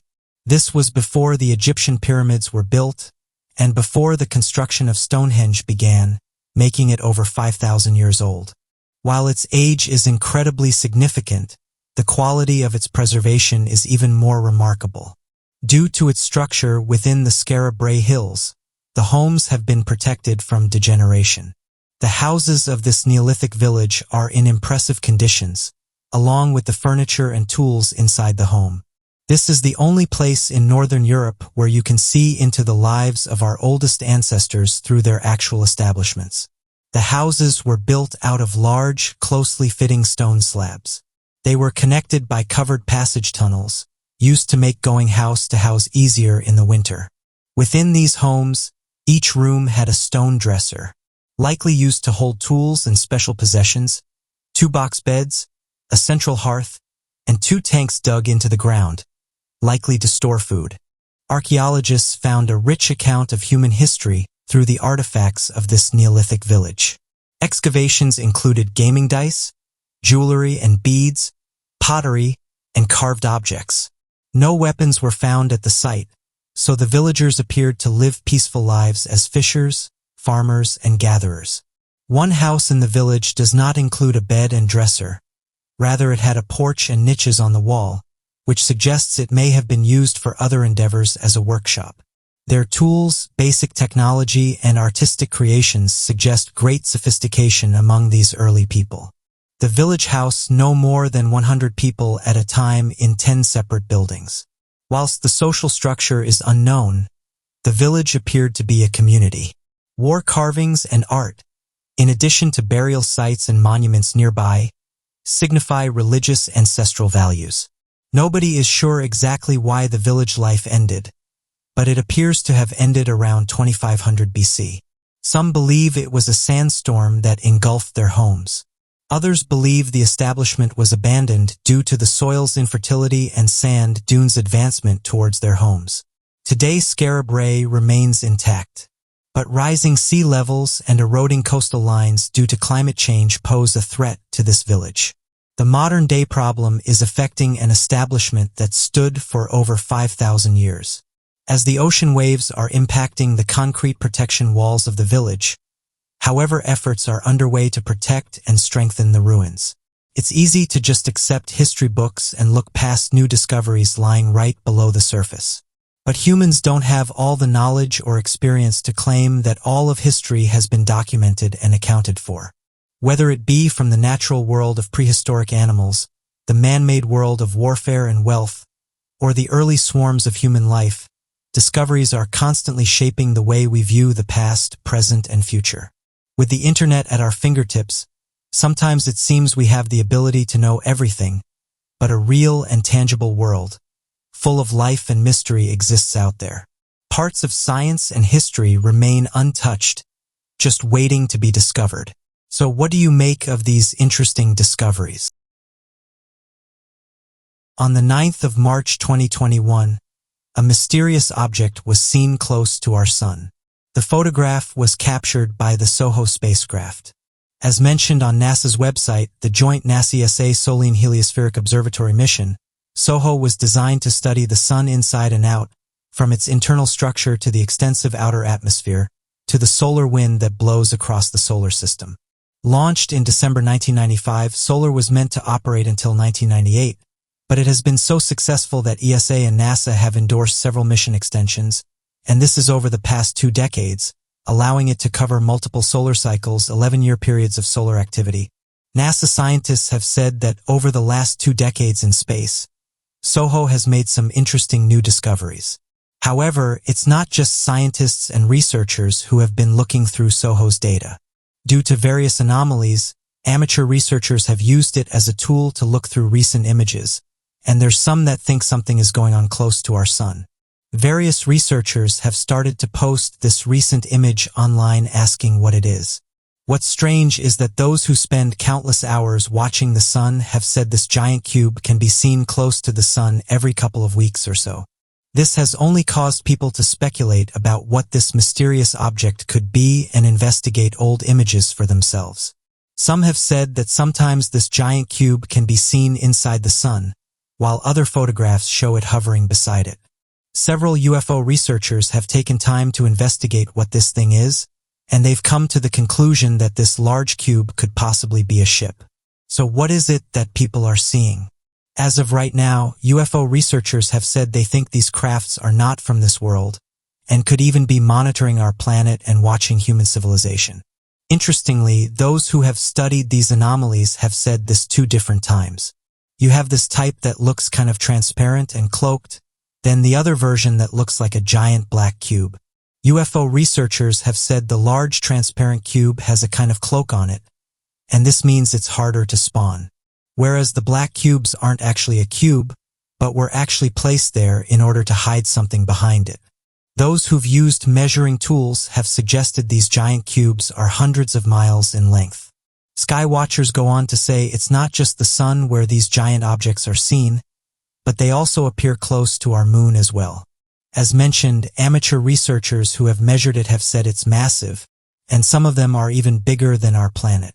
One website that looks into these accounts is that of ET Database, and they've suggested that in the past these giant crafts have been over 25 times the size of planet Earth.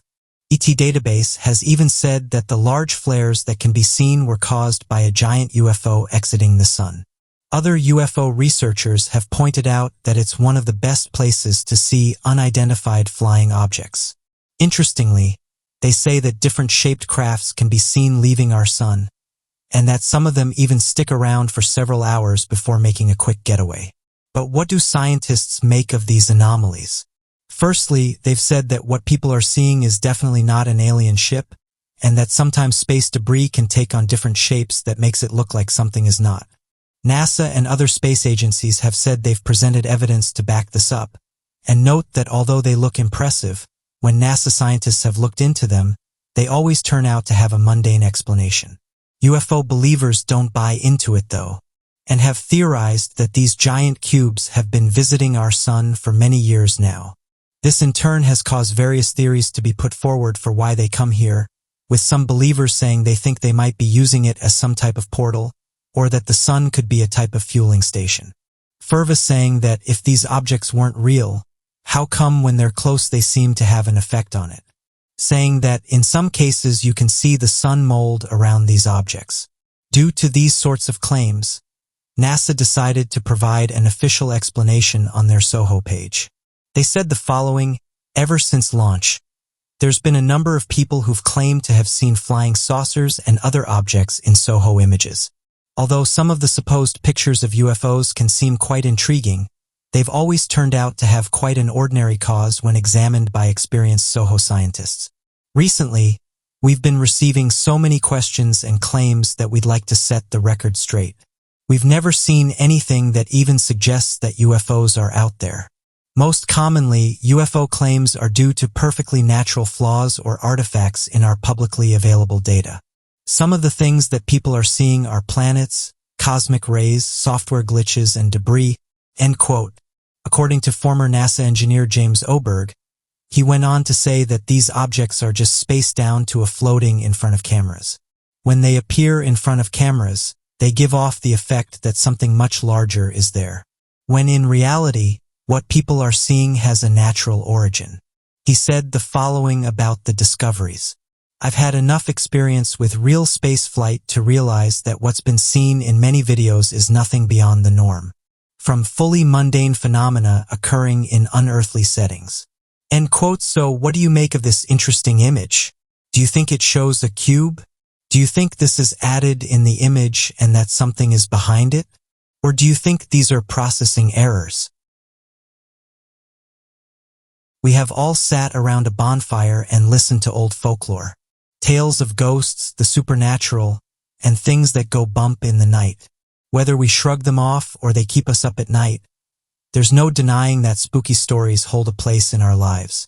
But what happens when these stories become real-life occurrences? So today, here at Unexplained Mysteries, we'll be taking a look at 3 mysterious stories. The Policeman and the Witch. On January 16, 2004, in Guadalupe, Mexico, Leonardo Samaniego was minding his own business on patrol as a policeman when he experienced something completely inhuman. It was a dark night and Leonardo was driving his patrol car. As he made a turn onto a dark street, when some distance up ahead of him, he saw something dark and large fall from a tree. The figure started to float towards the police car, and you can now see it lit up by the car's headlights. It appeared to be a witch-like figure that had black eyes, a black tunic, and a cape.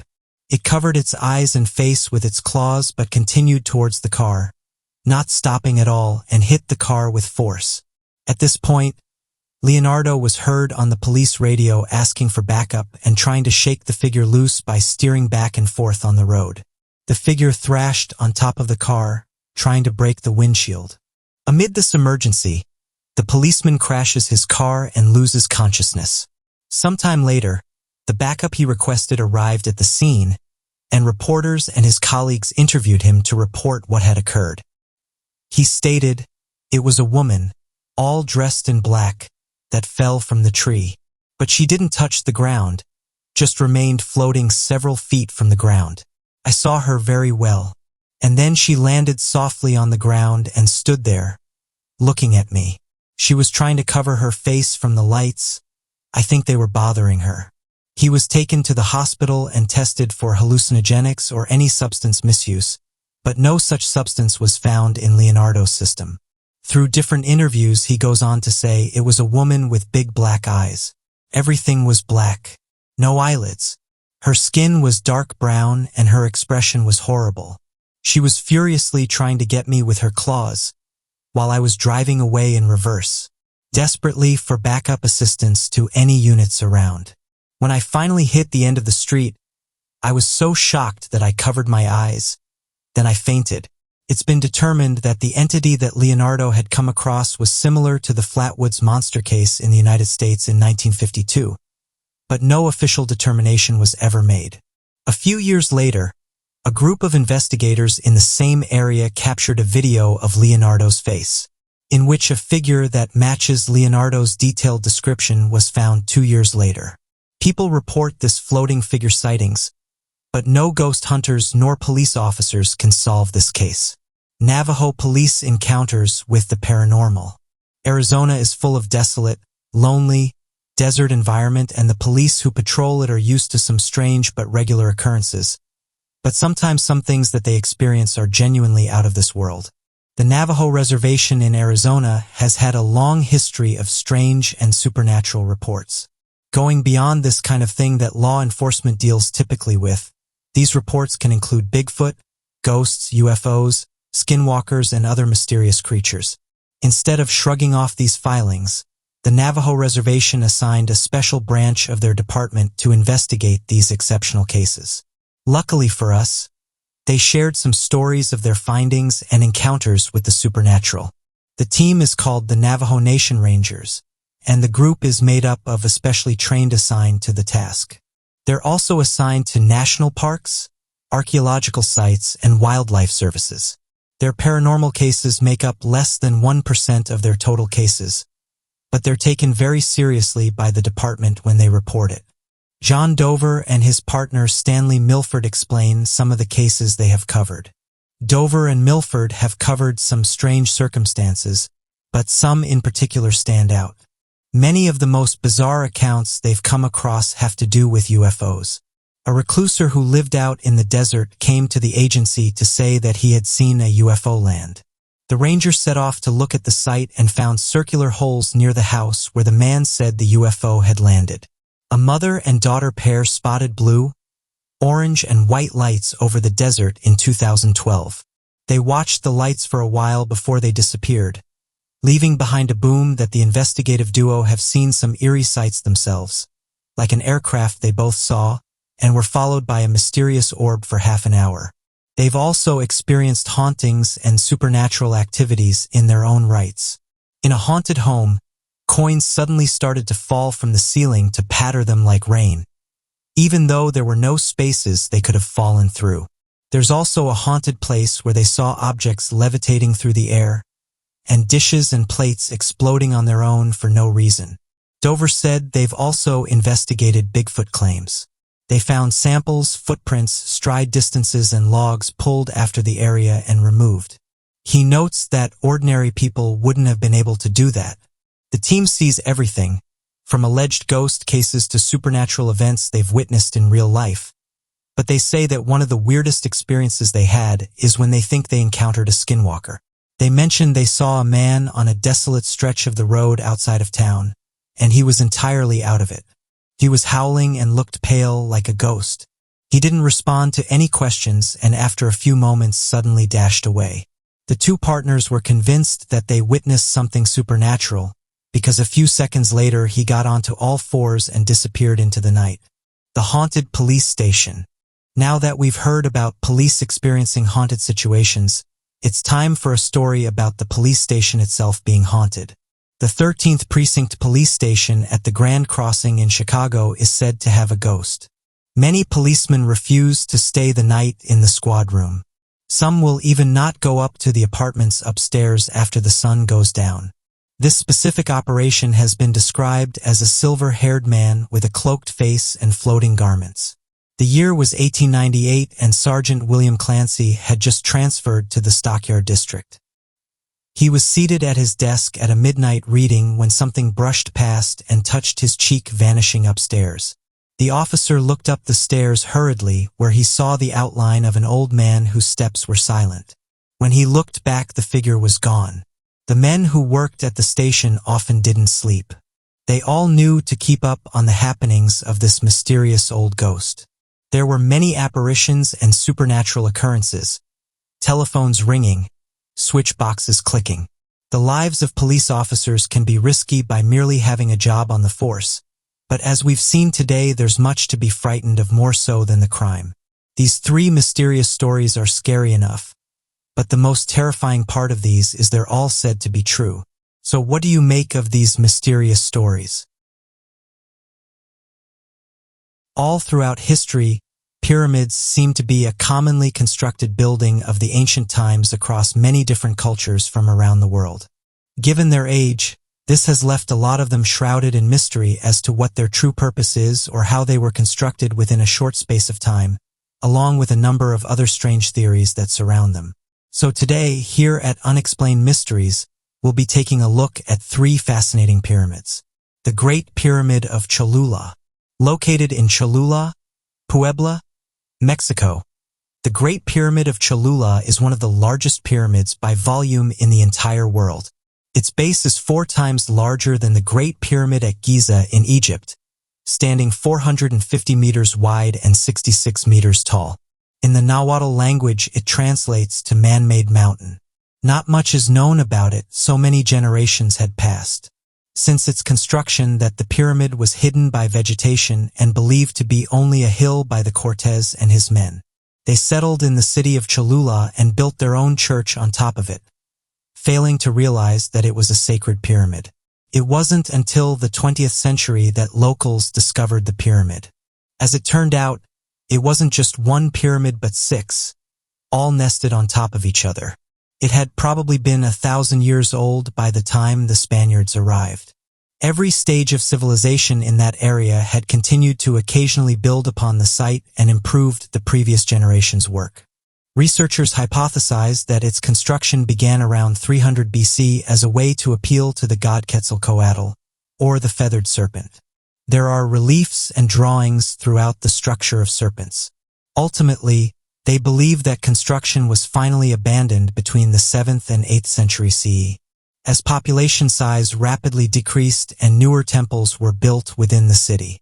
Over time, the jungle grew to surround it, therefore hiding it from the Spaniards' view. The pyramid, surprisingly, is built out of adobe bricks. Mud was mixed with sand or ceramic and left to bake in the sun until it became a hardened block.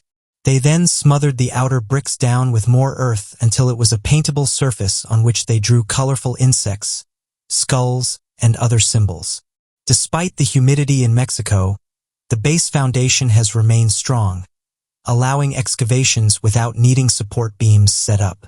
Skeletons have been found inside the pyramid and in the immediate surrounding areas, suggesting it was used as a burial site for some ethnic groups. Clay figurines, musical instruments, and tools were also found. Interest in this pyramid has always waxed and waned in favor of other structures, despite pre-Hispanic history. Excavation teams occasionally received funds to explore, but primarily for the purpose of making it into a sort of attraction. It is for this reason that the pyramid is still mostly unknown and unstudied today. Its condition makes it difficult to reconstruct the site to what it once was, making it a low priority for governments. The church sitting on top of the pyramid has such a historic and religious significance to the local population. It is a Catholic pilgrimage site and used for indigenous celebrations. Due to its importance as a colonial monument, the pyramid underneath has not been properly excavated. Only 5 miles or so have been uncovered by archaeologists. It receives almost 250,000 visitors every year and is considered the main attraction in Cholula, as you can wander through the tunnels and visit the museum to see all of the artifacts they have found so far. The pyramid at El Mirador. El Mirador, located in El Betén, Guatemala, is an ancient site of the pre-Columbian Maya civilization. It translates as the viewpoint or the lookout and sits in the middle of a thick, untouched jungle in the Mirador Basin. It is surrounded by swamps, which the Maya took mud from to create terraces for their farming, and houses multiple cities and temples, the largest of which is El Mirador. Researchers consider it to be the oldest and largest Maya site in the entire world. There are 2 pyramids, El Tigre and La Danta, the latter being one of the largest ones in the world. First surveyed in the late 1800s, it took nearly 100 years later for a detailed investigation to finally begin. American archaeologists studied the site and its surrounding geology to create detailed maps and learn about the geography. They were surprised to find that its construction was not similar to other Maya sites in the area. Instead, it seemed to align with pre-classic era styles, which led them to realize just how old and important the site was. It wasn't until 2003 that thorough investigations began, once again led by an American archaeologist. Pyramids in El Mirador were constructed in sections and built to house temples. They were first constructed with stone and then decorated with stucco that depicted Mayan gods and goddesses. Their positioning within the civilization perhaps relates to astronomy and solar alignments. Archaeologists believe the city to be planned, stressing an importance on sacred positionings. The lead archaeologist of the Mirador Basin Project, Richard Hansen, believes that the nearly 50 sites in the basin were part of one of the earliest political states found in Mesoamerica. Some of the world's first freeways can be seen at El Mirador as they used white causeways to link the different cities within the basin. Researchers concluded that El Mirador first began construction in the 6th century BCE, up until the 1st century CE. It went through periods of construction work and hiatus as generations passed.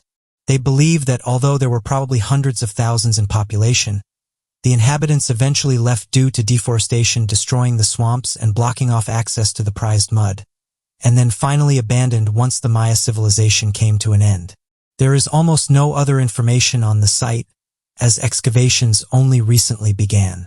It is in such a remote place, so it was forgotten for some time until harvesters stumbled upon it and reignited the desire to explore it. Despite 2 decades of excavation, only a small portion of the structures have been investigated. Pyramid of Menkori as the 3rd and smallest of the main pyramids at Giza, The Pyramid of Menkori is believed to have been constructed as a tomb for the 4th dynasty pharaoh Menkori. Its ancient name and hieroglyphics translate to Menkori is divine. It originally reached a height of 65.5 meters, with a base of 102.2 by 104.6 meters, but currently stands tall at 61 meters and is built out of limestone and as one granite. Menkori's reign as pharaoh was either not properly recorded or has yet to be uncovered by historians. They don't know exactly what years he reigned over the Upper and Lower Egypt. Therefore, the time of construction is almost unbeknownst to us, although archaeologists believe it was completed sometime in the 26th century BC. Despite the mystery and small size of the pyramid, it provides researchers with some of the best displays of sculpture in Egyptian history. The temple was first excavated in the early 1900s by American archaeologist George Reisner. He discovered many statues of Menkori, as well as inscriptions, and concluded that Menkori's successor, his son Shepseskav, completed the construction of the temple after his father passed away. One of the most famous statues is of a dyad of the king and his queen, which is now on display in a museum in Boston. 2 stele found within the temple date to the 6th dynasty, 2 centuries after him passing away, and suggest that there was a cult centered around the pharaoh. The people still actively went to the temple for worship and even rebuilt it almost to its entirety after a flood damaged it. The Pyramid of Menkori is surrounded by 3 smaller satellite pyramids, only one of which is actually completed, while the Pyramid of Khafre and the Great Pyramid of Khufu lie a few hundred meters northeast. The chambers within this pyramid are much more complex than the other ones. They are carved with decorative panels and niches and are lined with giant granite blocks. The blocks that made up the walls were found by archaeologists to weigh more than 200 tons. In 1837, British soldiers examined the antechamber of the pyramid and discovered human bones within a clay coffin that had Menkori's name on it. However, radiocarbon dating determined the bones to be younger than 2,000 years. Historians believe it to be a substitute coffin, either as a deterrent or simply remains from another site. Another sarcophagus was discovered further into the pyramid, this one containing the remains of a woman. A black sarcophagus, believed to be Menkori's, was also discovered. Both sarcophagi, unfortunately, were lost on the voyage back to England through the Mediterranean Sea. In the late 12th century, the son and heir of Saladin, the creator of the Ayyubid dynasty and first sultan of Egypt and Syria, decided to destroy the pyramids. He began with the Pyramid of Menkori, but soon found that it was more expensive to destroy the pyramid than it was to build one. Workers had difficulty breaking apart and dislodging the stones. They were only able to remove at most 2 a day. They eventually ceased their wasted efforts, which is why there is now a vertical slash seen in the northern face of the pyramid. But what do you make of these 3 interesting pyramids? Every year new interesting discoveries are made, but some of these even divide scientists and don't ever get fully explained. This is what happened when a mysterious-looking creature was discovered in Russia. The odd-looking creature was found in the Leningrad region, in the town of Sosnovybar. The town was built in the 1950s to serve the Leningrad nuclear plant. A woman by the name of Tamara said she was the one who found it, and said she came across it while she was wading in shallow waters close to the nuclear power plant. As she picked up the creature, she couldn't identify what it was, and so showed her friend, who said it looked like an undeveloped animal, suggesting that it may have been something like a mutant chicken embryo. Biologist Yegor Zajarev at the Institute of Biophysics was puzzled, saying the following: "It seems that this body is neither fish nor fowl. This creature has a mysterious skull, no neck and no wings. Extensive studies are needed to determine what kind of creature or organism this is." End quote. The creature soon started to get the attention of scientists and researchers, and it was then sent to Moscow for further studies. The chicken embryo theory is the one that's used by most people to explain what this creature is, but as pointed out by locals, the Leningrad nuclear plant has a history of covering things up, and it's even led some to suggest that the area around the plant is dangerous for wildlife, leading to these abnormalities that officials would want to keep under wraps. According to a former Russian federal investigator for nuclear and radiation safety, Vladimir Konstantov said the area has a dark history, and one that officials don't want the public knowing about. 3 people had lost their lives when a calling unit ruptured. On top of this, there's been various fires and even radiation spills that were detected over 4 miles away from the plant. Researchers have said these spills could deform some of the local wildlife. Others said that perhaps animal testing was going on in the area and one of these creatures managed to escape, eventually being found by the woman in the nearby river. As of right now, there's not much information that can be found on this mysterious creature, with amateur researchers saying that it looks like officials may have found something out about this creature that they don't want the public to nerve about. One person said the following: "It's strange how this creature was having tests done on it and being sent to labs, but now we have no answer for what they found. I've never seen a creature that looks like this." End quote. As of right now, it's anyone's guess as to what this odd-looking creature is, and whether it's the result of a chemical spill, an undeveloped embryo, or perhaps extraterrestrial in nature. The oceans and rivers of the world are some of the most mysterious places, and over the years people have discovered and encountered strange things that not only baffled them but also the researchers who have gone on to investigate them. One such creature has become known as the black demon shark. Over the last 20 years, it's been spotted off the shores of Mexico's Baja California peninsula.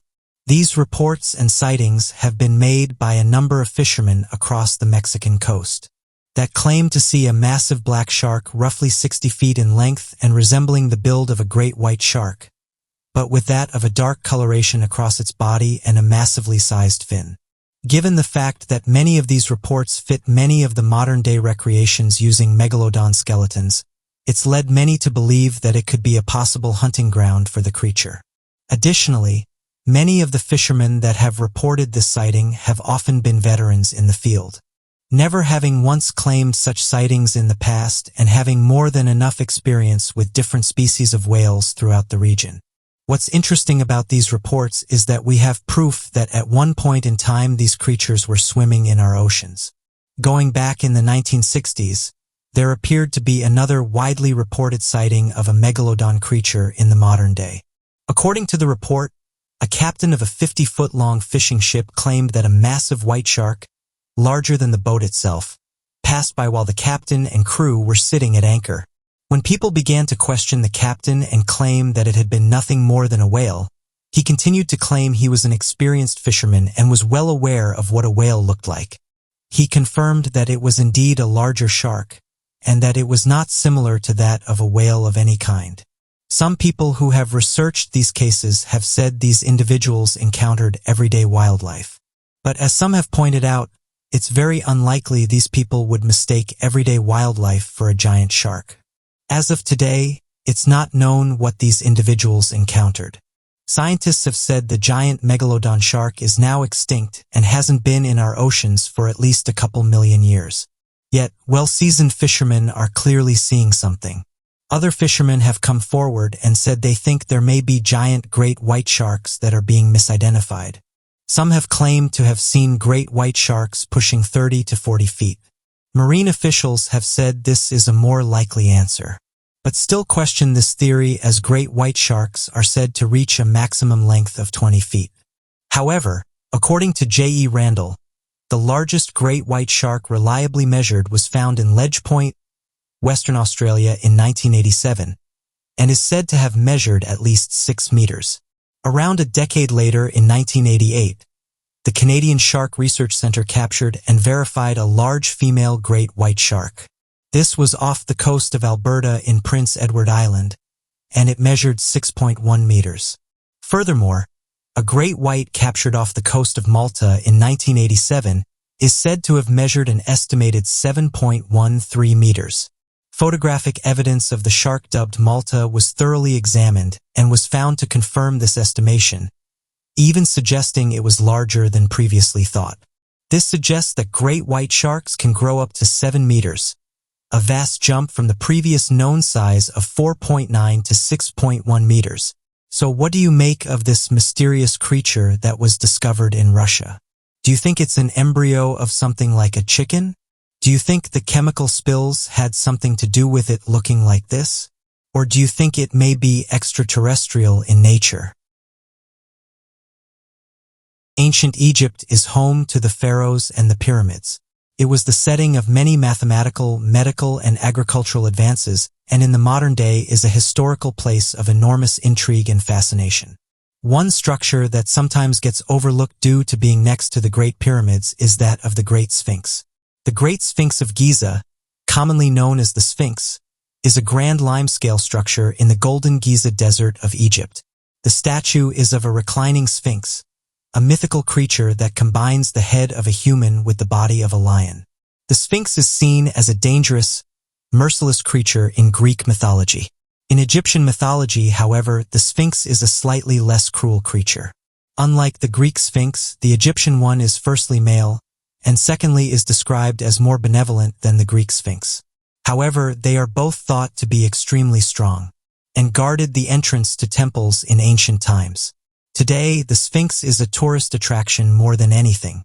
Such an incredible architectural feat naturally draws a lot of attention, and historians and researchers have spent years delving into the history of the Sphinx. Naturally, this leaves various unanswered questions.